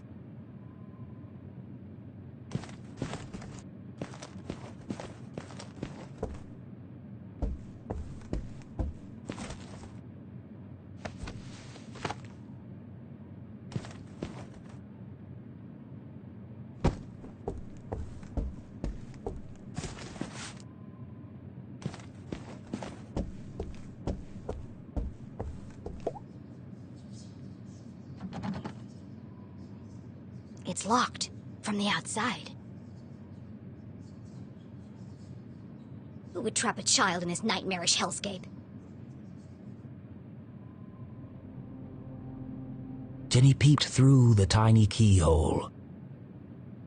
As her eyes adjusted to the light, she recognized the substantial frame of Winston LeClue, Arthurton's long-standing sheriff, and Jenny's. Granddad!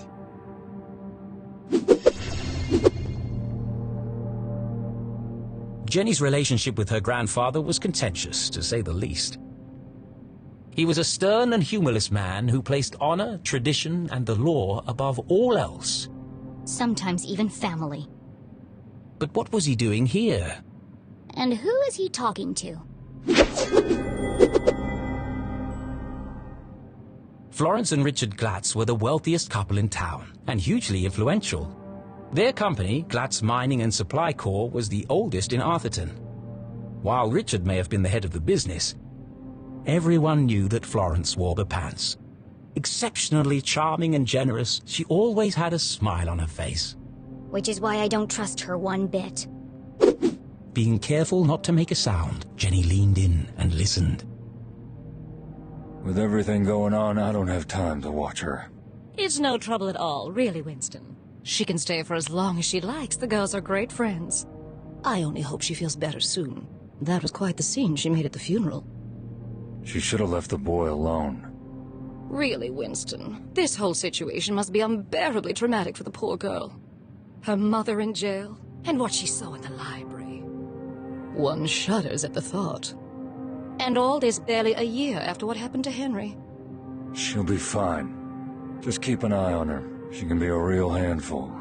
Oh, don't worry. I've planned everything. Pony rides, afternoon tea, and tomorrow we're going dress shopping. Oh, that reminds me. I have something for you.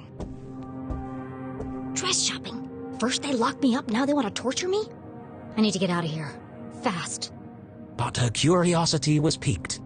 She had to know what Mrs. Glatz had gone to fetch, and so she waited.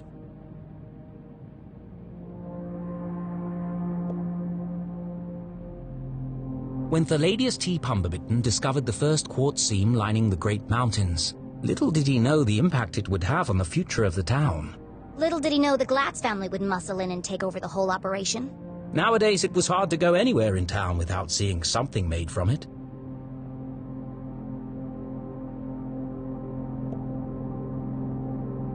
Nathaniel Glatz stared disapprovingly back at Jenny. Creepy old man. Actually, this was the man who saved Arthurton.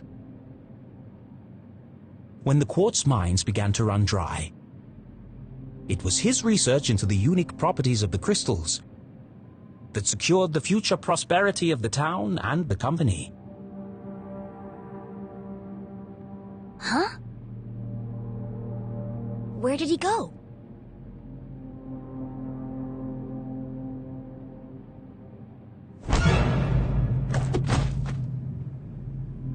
Winston, what are you doing down there?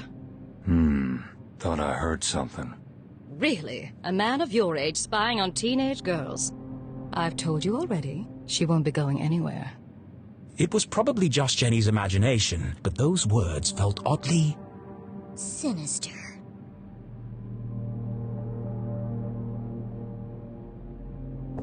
Here. Why does Mrs. Glatz have official police documents? Satisfied. How is Julie? She's in the safest place, behind bars. Surely they don't believe she's guilty. I don't envy you, Winston. It must be hard to stay impartial. If the poor dear would just confess, it would make things much easier. I have everything under control. Of course you do, dear. No one doubts your loyalty to Arthurton. We must continue to look out for each other. Now... Sheriff, are you receiving? Go ahead. It's the LeClue house, sir. We found something. I'll be right there. Over. It sounds like you've got important things to take care of. Yes. Well, good night, Florence. Good night, Winston. Don't let her out of your sight. She is a LeClue, after all. I'm sure we'll manage.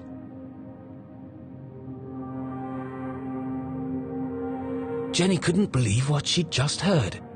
Everyone thinks my mom's a murderer. Thankfully, her mother's fate was in safe hands. The fine people of the Arthurton Police Department. Oh, God! She's gonna rot in jail. Jenny could leave the case to them and enjoy a fun week of pony rides and shopping sprees. No. No? Mom always says a great detective leaves nothing to chance. I have to do something. But she was just a kid. What could she possibly do? This is my chance. The case of a lifetime. My mom needs me, and I won't let her down. I'm gonna find my stuff and get out of here. And just like that, a great adventure began.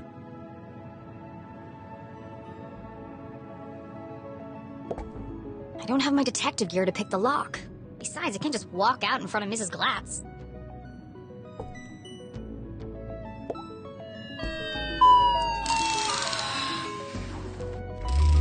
I love you. I love you. You're my best friend. You scared the life out of me, pig.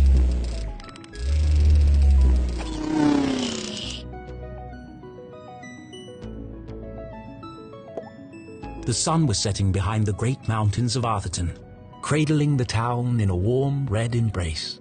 I slept the whole day away? I have to get out of here and make up for lost time.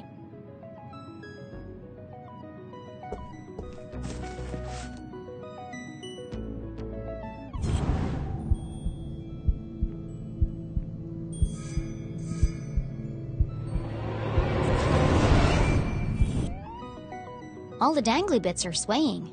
Strange. It's not windy in here. Best in show, horse ballet. First prize, advanced table etiquette. There's one here for best smile. Seriously? There's a track in the ceiling panel around the chandelier. It looks like it can move. A heart-shaped mirror for the lady who loves herself.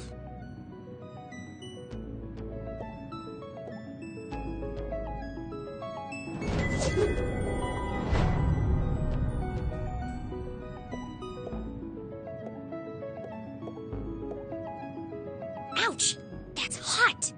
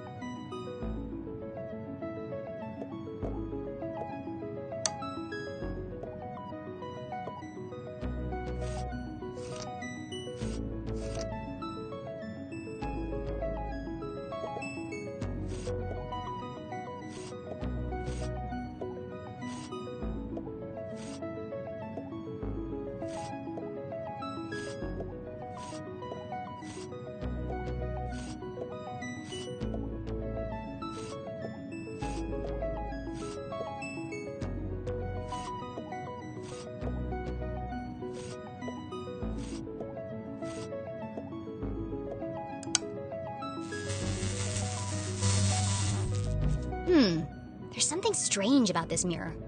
This requires further investigation.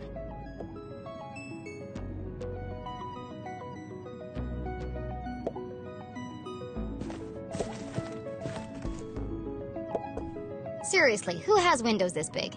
Below, Lake Nowhere stretched out as far as the eye could see. In the distance, Jenny could just make out the great lighthouse on Skull Island. It's foggy out there tonight.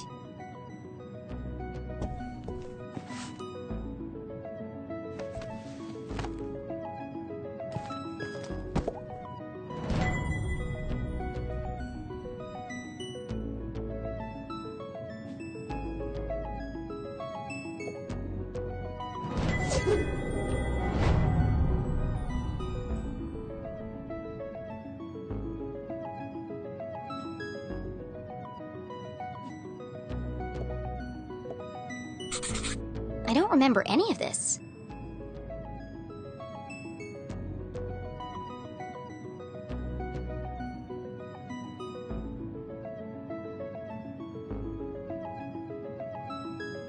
I bet that kid's in a lot of trouble.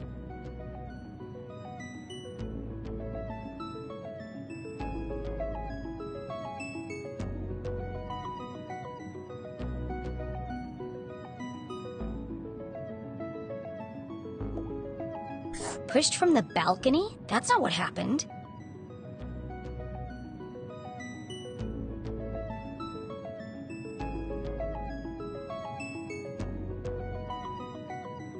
And no mention of electrocution. Mom wasn't covered in blood. That's a lie.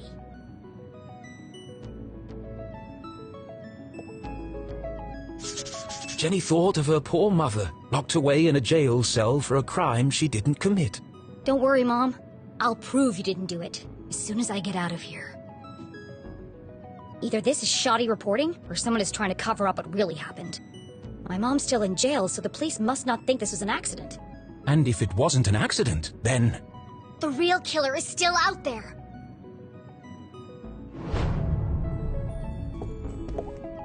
On the other side of the lake, beyond the Forgotten Forest, sat a more modest house. No fancy windows or crystal chandeliers, just a small wooden frame in need of painting. Home.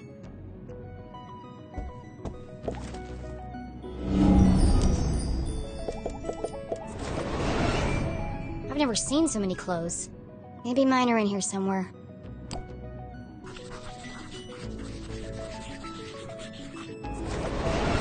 Well, my clothes definitely aren't here. They'd be easy to spot amongst all the sequins and ribbons.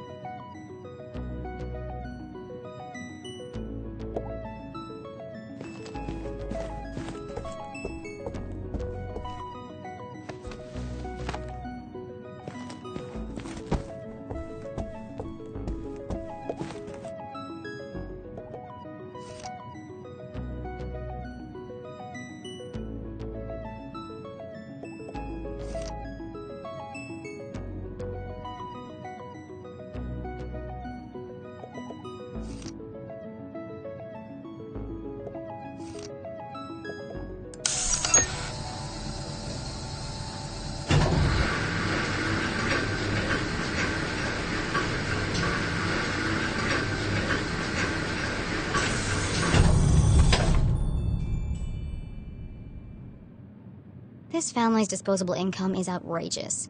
I always knew they were hiding something. I bet there are all kinds of horrific secrets lurking up there.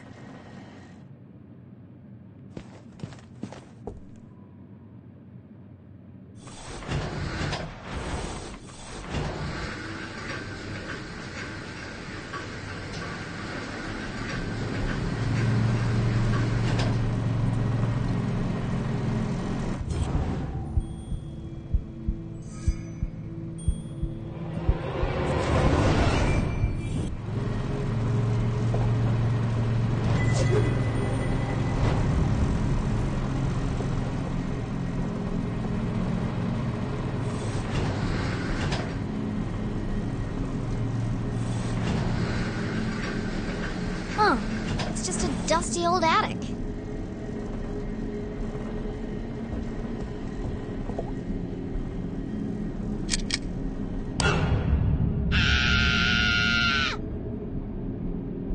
Oh, hello, spooky bear. Feels like he's watching me.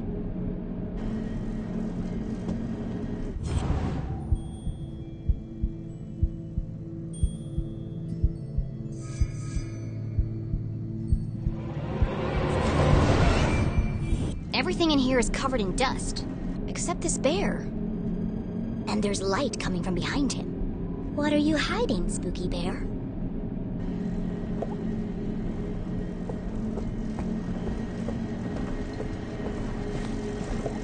Dozens of old boxes covered in dust and cobwebs, filled with toys, school projects, and old trophies. Attics, where dreams go to die.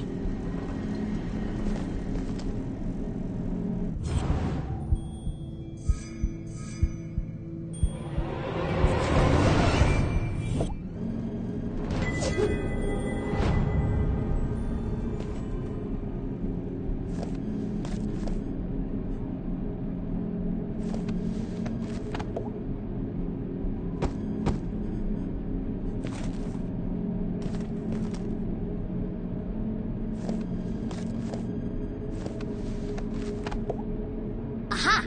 A way out of here. Locked. But where is the lock?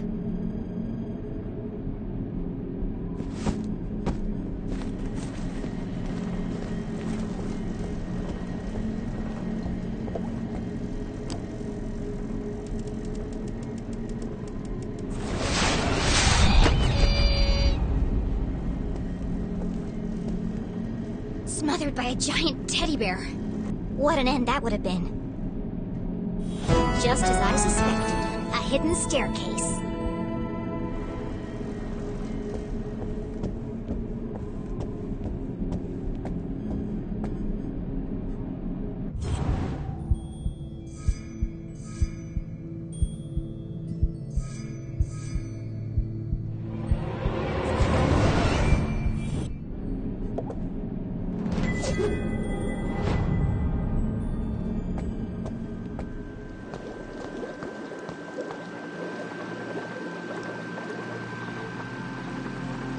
Jenny was no stranger to the labs at Gumboldt, but she'd never seen anything quite like this. Fine, just stop whimpering like a lost puppy. You're embarrassing yourself. Here goes nothing. This is my secret laboratory.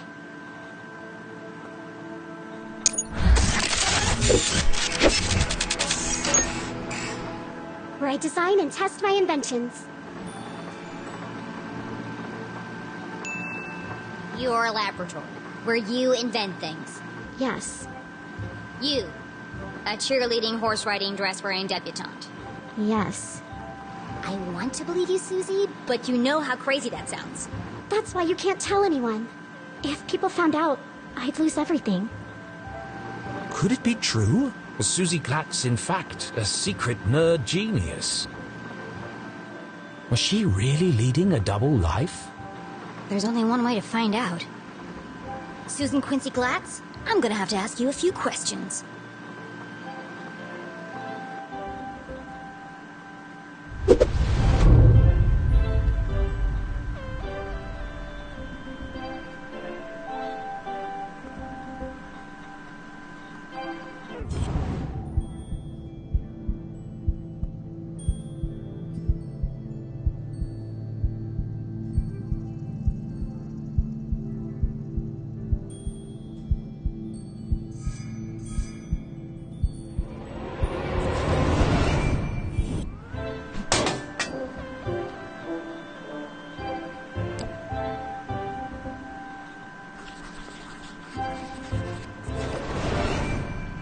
pink bows, fluffy bears, stylish clothes. She can't possibly be a scientist. Do you really expect me to believe that you aren't obsessed with boy bands and the color pink? Green or bimbo? Which one is it?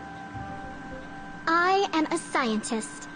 But I also believe in the importance of good skincare and the power of matching accessories. You sound ridiculous. Susie couldn't be pretty, popular, and smart.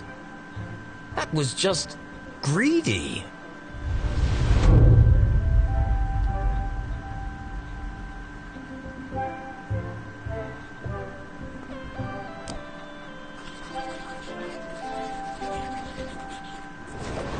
A Gumboldt pin.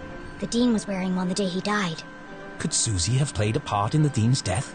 All of Jenny's instincts told her it wasn't possible, but she needed to know for sure.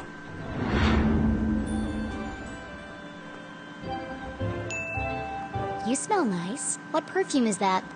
Oh, thanks. It's called Innocent. I remember you were wearing it last Thursday at the lake. I was. What did you do that day, after you left? Peggy and I took Veronica home. She was really upset. And you were there all afternoon? Yes. Why? How close is Veronica's house to the library? I don't understand. Why do you want to know all this? I need to rule you out as a suspect. Suspect? Why would I be a suspect? You're certainly very good at keeping secrets. I didn't do anything. Just ask Peggy or Veronica. I don't know why you're friends with them. They are terrible character witnesses. First Veronica, then Keith, and now me. I never thought I'd say this, but sometimes you can be a real jerk. What were you saying about Keith? Well, you didn't exactly make things easier for him, did you? You don't remember, do you? Oh, well, I suppose it wasn't that bad. What do you mean? After you interrupted the Reverend's eulogy, and after Keith asked you to stop, you tripped and knocked over the Dean's casket. And I guess they hadn't secured the lid properly, because he rolled right out, to horrified gasps, as you collapsed and fell into his open grave. And that's why everyone's so worried about you. It all came flooding back. She had tried to defend her mum and repair her relationship with Keith. Instead, she had ruined everything. Jenny had lost her best friend. You should talk to Keith. I'm sure he'll forgive you.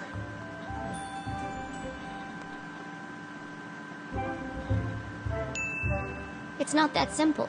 He thinks my mom killed his dad. She felt the distance between them grow with every passing minute. How could she face him without answers? I have to find the Dean's real killer.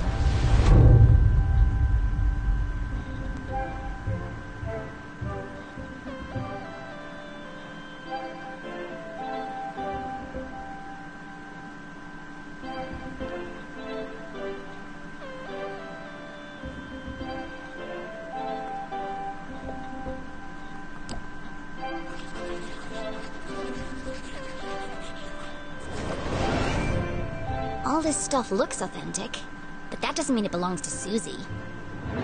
If this is really your lab, what does that thing do? That's Tim. He's a thermal imaging machine. He uses reflected thermographic projections to infer depth-related topography in subsurface bodies. Come again? He lets you see inside stuff. Well, what about that thing? That's Judy Cave, a gamma-ray induction polygraph. And that? Hydraulically propelled telemetric manipulator. And this? That's a tea set. What? I like to drink tea. How did you get all this stuff up here anyway? And without being seen? You'd be surprised how much you can hide on a giant stuffed teddy bear. I know what's going on here. You've stolen all this stuff. And you're planning to sell it all to buy more fluffy cushions or pink horses or something. I didn't steal anything. Some of the parts are from my father's factory. The rest I bought with my allowance. That's some allowance. If you didn't steal it, why are you worried about people finding out? I'm head cheerleader. I'm captain of the equestrian team. If the other girls knew about this, they'd laugh me all the way to the back of the cafeteria. Why do you care what they think? It's not just them. If my parents found out about my lab, they'd kill me. Why? Don't they want you to be a scientist? I think they'd like me to marry a scientist.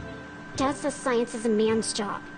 Girls are supposed to bake pies and become prom queen. Ugh, Everyone in Arthurton is stuck in the past. If anyone else showed him the things I've created, he'd call them a genius and make them his lead scientist. So tell him. Prove him wrong. I just can't. You have to keep my secret. I'm begging you, Jenny. Poor Susie. All of her secrets laid bare. Jenny couldn't help but feel... disgusted. Maybe there was more to Susie than she had first presumed.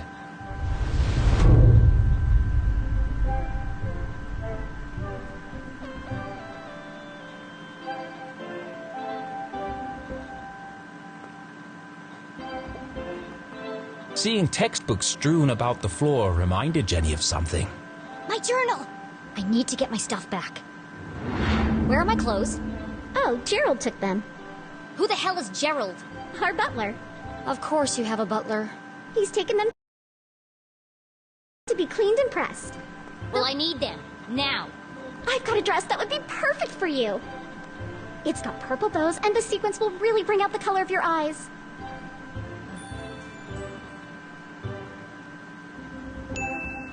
No, thank you. I'd rather be burned to death. No one's gonna take me seriously in a purple ball gown. And where's my other stuff? Don't tell me Gerald's got my journal. It's irreplaceable. Like I'd let that nosy old fool see your diary. It's not a diary. It's my case notes. Right, of course. A girl's gotta have a place to keep her secrets. I put all your stuff in the lockbox under my pillows. Are you kidding me? No wonder my head hurts. Jenny was confident that Susie wasn't involved in the Dean's murder. She wasn't evil. Just insufferable. All right, I'm gonna grab my stuff and get out of here. Oh, while you're wandering around, can you find some parts for me? I need a battery and a transistor to finish this device. What? No! I did something for you. It was true. Susie had kept Jenny's journal safe. And the Dean's ring. She'd even revealed her darkest secret to Jenny. Fine! Enough already. What's a transistor? Oh, it's an electronic voltage regulator that... Just tell me what it looks like. It's a tiny metal object with an antenna and 3 legs. If you can't find one in my bedroom, there are some old boxes in the attic. Yeah. Transistor and battery. Got it. Go, Jenny! I've got to get out of here.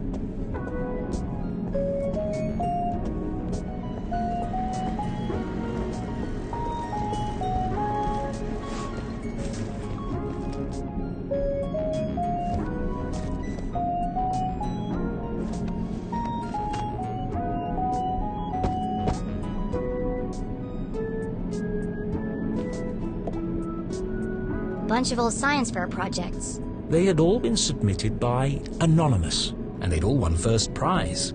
These awards should be hanging on the walls downstairs. It was sad to see all these marvelous accomplishments hidden away in the attic. Susie wanted so badly to please her parents, to live up to their expectations of what a glad she never even told them she'd entered the science fairs.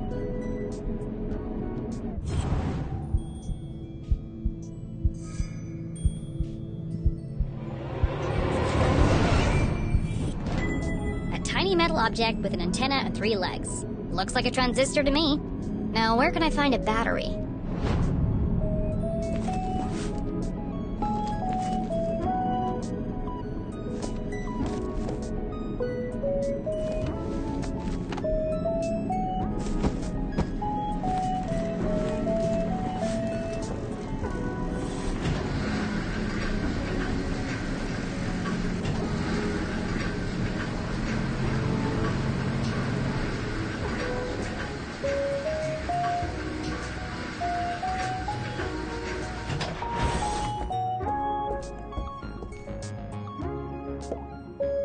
I'm sorry, Mr. Pig, but I need your batteries.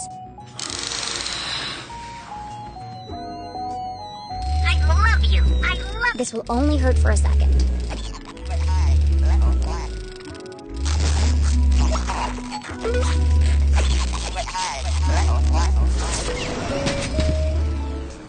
You're my best friend.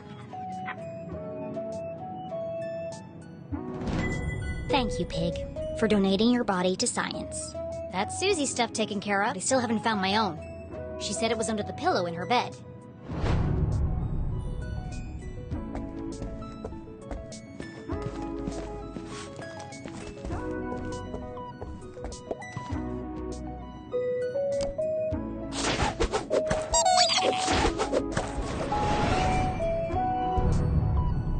Let's see.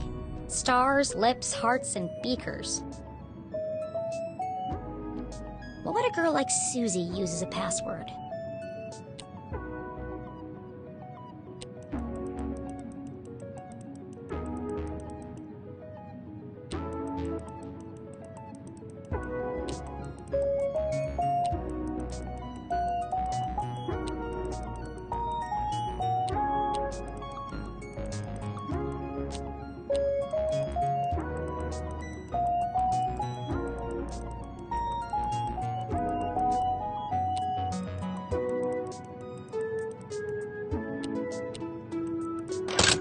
Of course it was the beakers. Clever. My stuff! Jenny hid the ring in her pocket and flipped through the pages of her journal. No obvious signs of tampering. At least Susie knows how to mind her own business. I'll give her the battery and transistor, and then I'll find a way out of this place.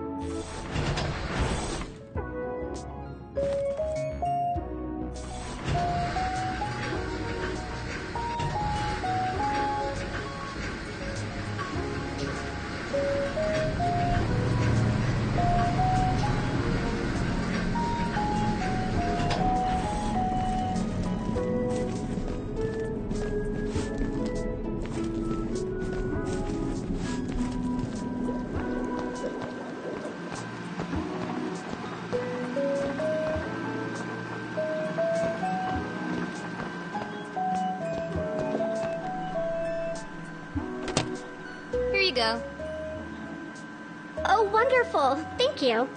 Now, back to the task at hand. Making my escape. Don't you want to know what these parts are for? Only if it will help me get out of here. Ah! Careful! That's a stick of dynamite! Dynamite!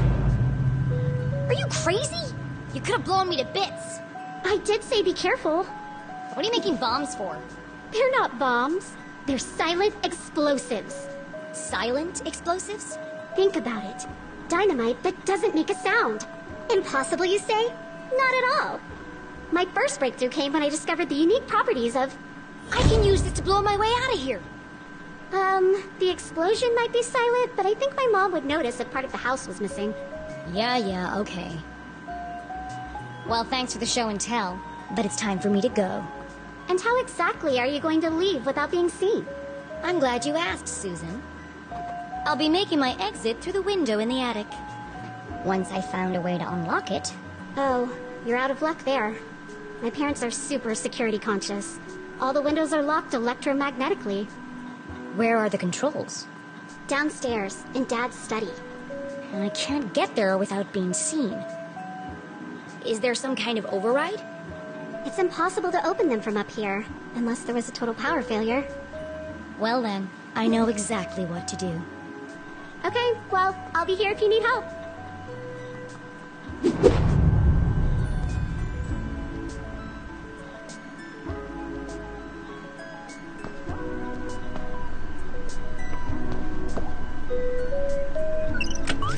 machine do? That's Judy, Kate. She's a portable lie detector. Portable? It's 18 feet tall and bolted to the floor. Yeah, well, I'm still working on that part. But she can detect a lie with 98% accuracy. That's quite a claim. Let's see. Good evening, small human child. I am Judy, Kate, arbiter of truth, detector of lies. Since this is the first time we have met, I will need to calibrate. To begin, please answer this simple question. What is the meaning of life? What? How am I supposed to answer that? Ha! Ha! Ha! Just kidding. Oh, sorry. I've been experimenting with her personality chip. She's using humor to build a better rapport with subjects. Still needs some work. To begin, please tell me your name.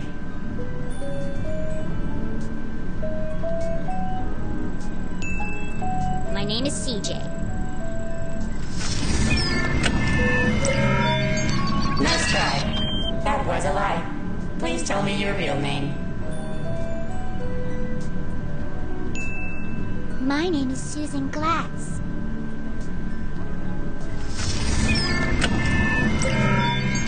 Nice try. That was a lie.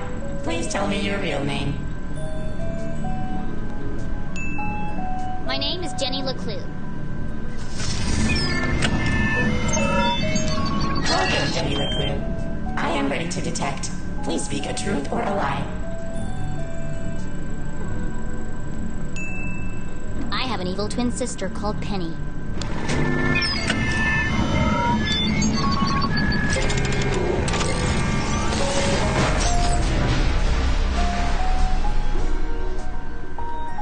I think I broke it.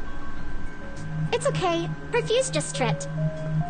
She gets very sensitive if you lie to her, especially if it's a big lie. But don't worry, she'll reset in a minute. Interesting.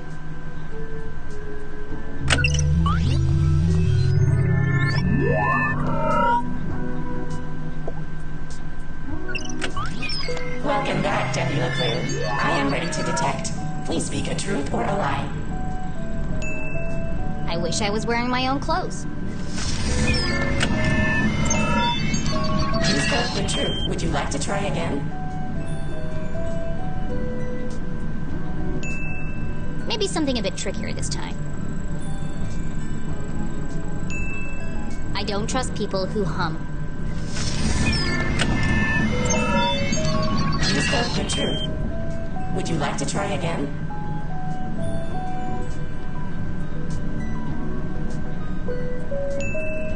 Maybe something a bit trickier this time. This is really fun. I'm having the best time of my life.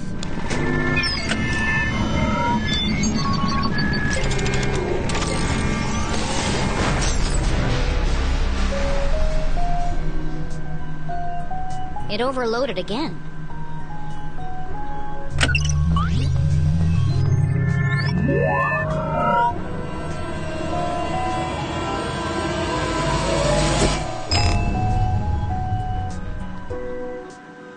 Hey! What did you do? Oh, that's just Maggie. She helps me find things I've dropped on the floor. Why do you have a man's ring?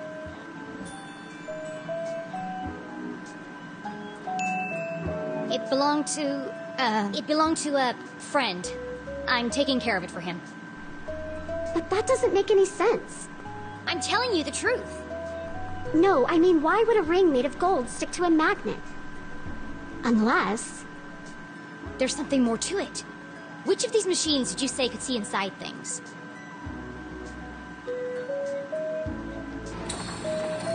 Excuse me, Tim. We need your help.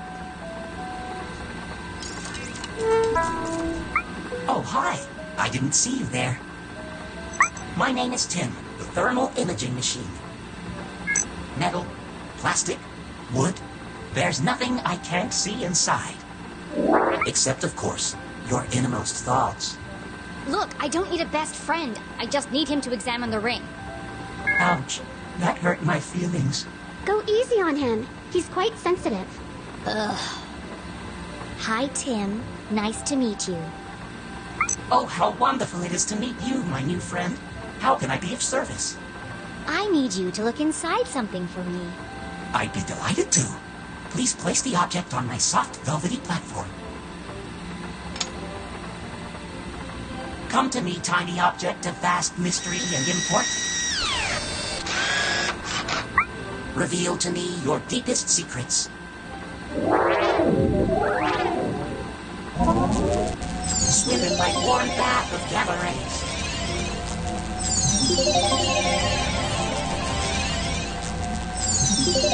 I'm peering deeply inside you. Ooh, what's that? Deeper still. I've never seen one of those before.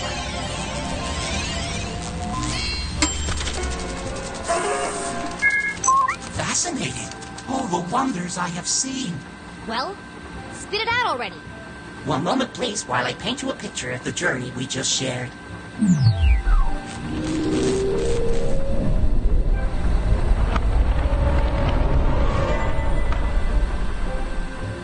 I knew there was something special about this ring. It's full of tiny cogs and gears. I've never seen such intricate craftsmanship. I need to borrow your microscope.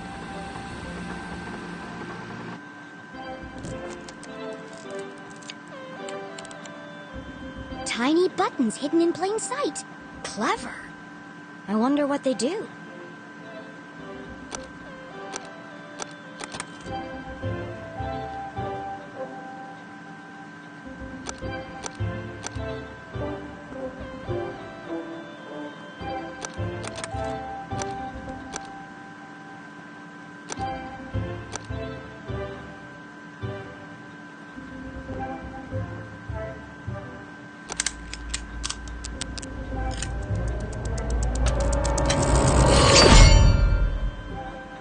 The ring opened up like a flower. Why would the Dean have a ring like this? Whatever its true purpose, one thing was clear. This ring was important. Important enough to kill for? Dean Stroudsbury, what were you involved in? Did you say Dean Stroudsbury? Whose ring is that really? Susie had entrusted her deepest, darkest secret to Jenny. The least Jenny could do was be honest with her.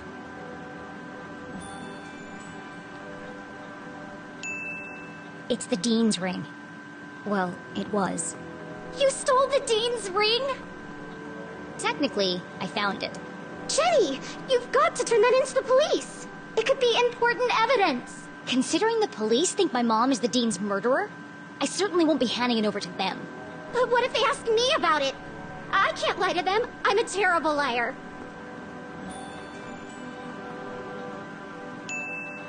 It's not lying. It's just leaving out the parts that don't concern them. But I can't go to jail. My parents will disown me, and my reputation will be ruined. No one's going to jail, as long as we protect each other. I'll keep your secret. You keep mine. Like, friends. Sure. Now go back to whatever mad science experiment you were doing. I've got a window to open.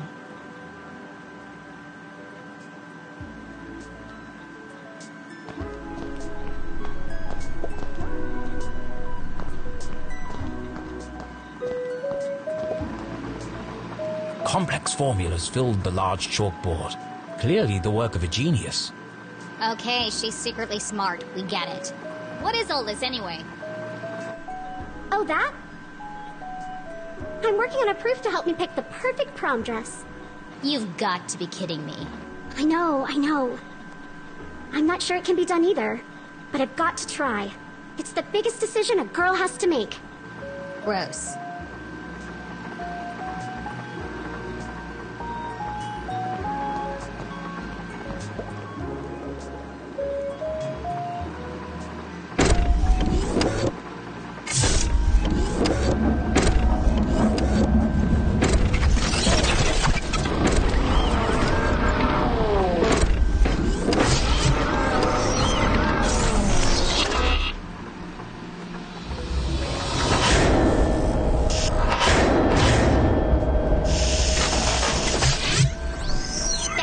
Robot just tried to kill me.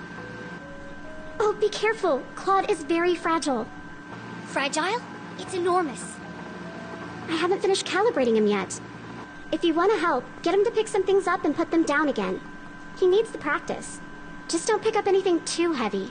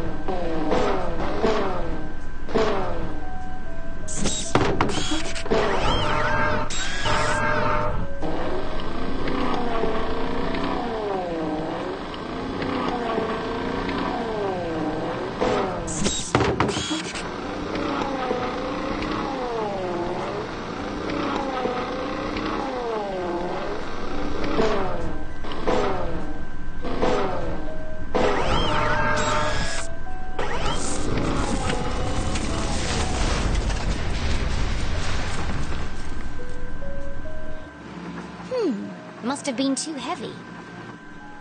Please be gentle with Claude. He's only a prototype, and I'm out of replacement parts. I got it! In the back of Jenny's brilliant mind, a plan was forming. I know exactly how to get out of here. How can I escape from Glatt's Manor?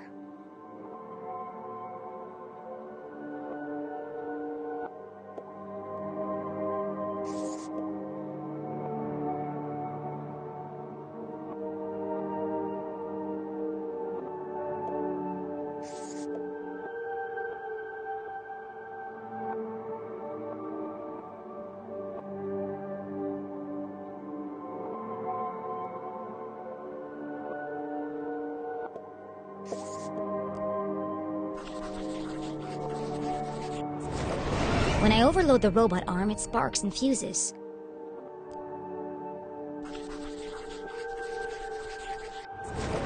And when I lie to Judy Kate, she nearly overloads the power supply. So if I could overload them at the same time, then I might be able to short the power and open the window in the attic. But Jenny couldn't operate both machines by herself.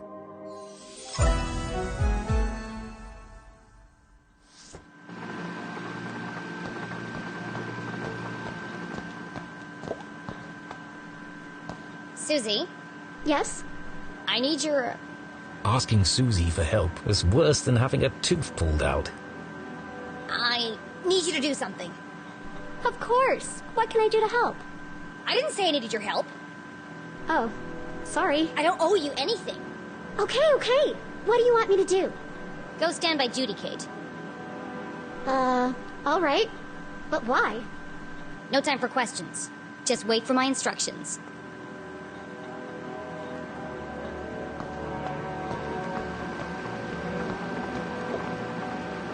Susie, are you ready? Welcome back, Susie Glatz. I am ready to detect. Please speak a truth or a lie. Okay, I'm ready. What should I do now? Just hold on until I give the signal.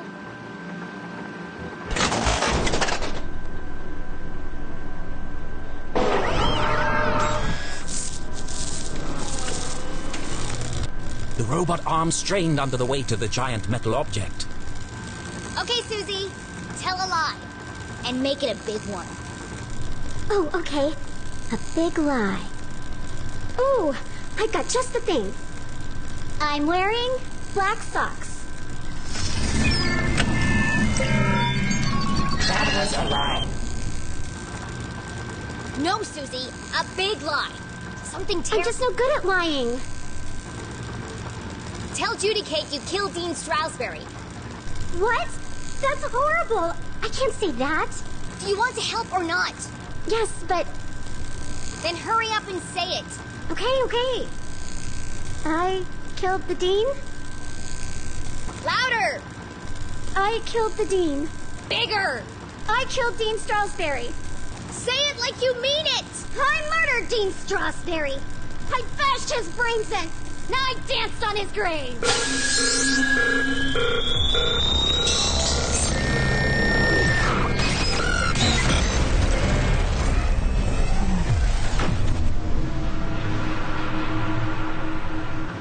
Wow. That was messed up. Oh my gosh. I'm a horrible person. As Susie Glatz contemplated every bad thing she'd ever done in her life, Jenny heard the unmistakable sound of success.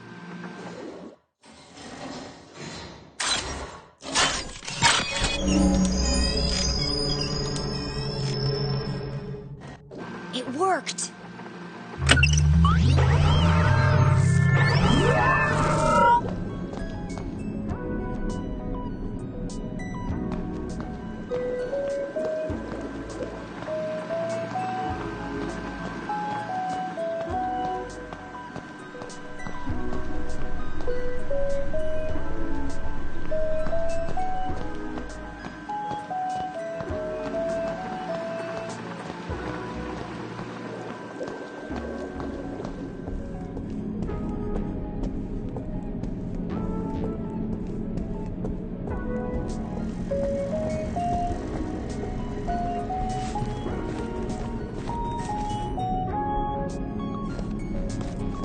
Jenny! You can't leave now. It's past curfew. Watch me. Well, you can't go out wearing pajamas. I'm not playing dress up with you while my mom is trapped in jail for a crime she didn't commit. The real killer is still out there. And what if you find him? What then? Jenny paused. She hadn't thought that far ahead.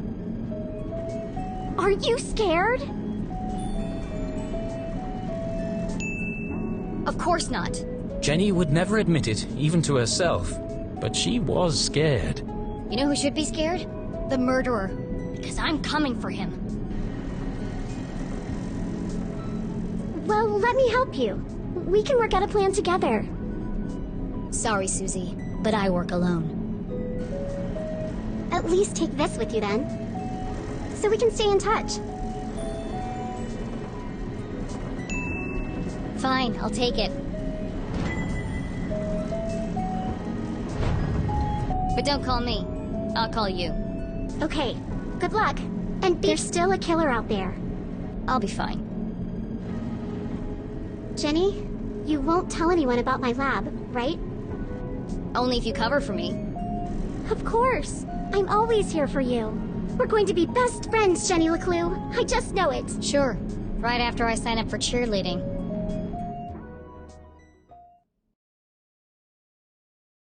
To catch a real killer, Jenny needed her detective gear. But that was at home, across town and swarming with police. It wasn't wise to travel through town after curfew. To avoid being caught, she'd have to find another way home. Excellent, thought Jenny. Time to exercise my sneaking muscles.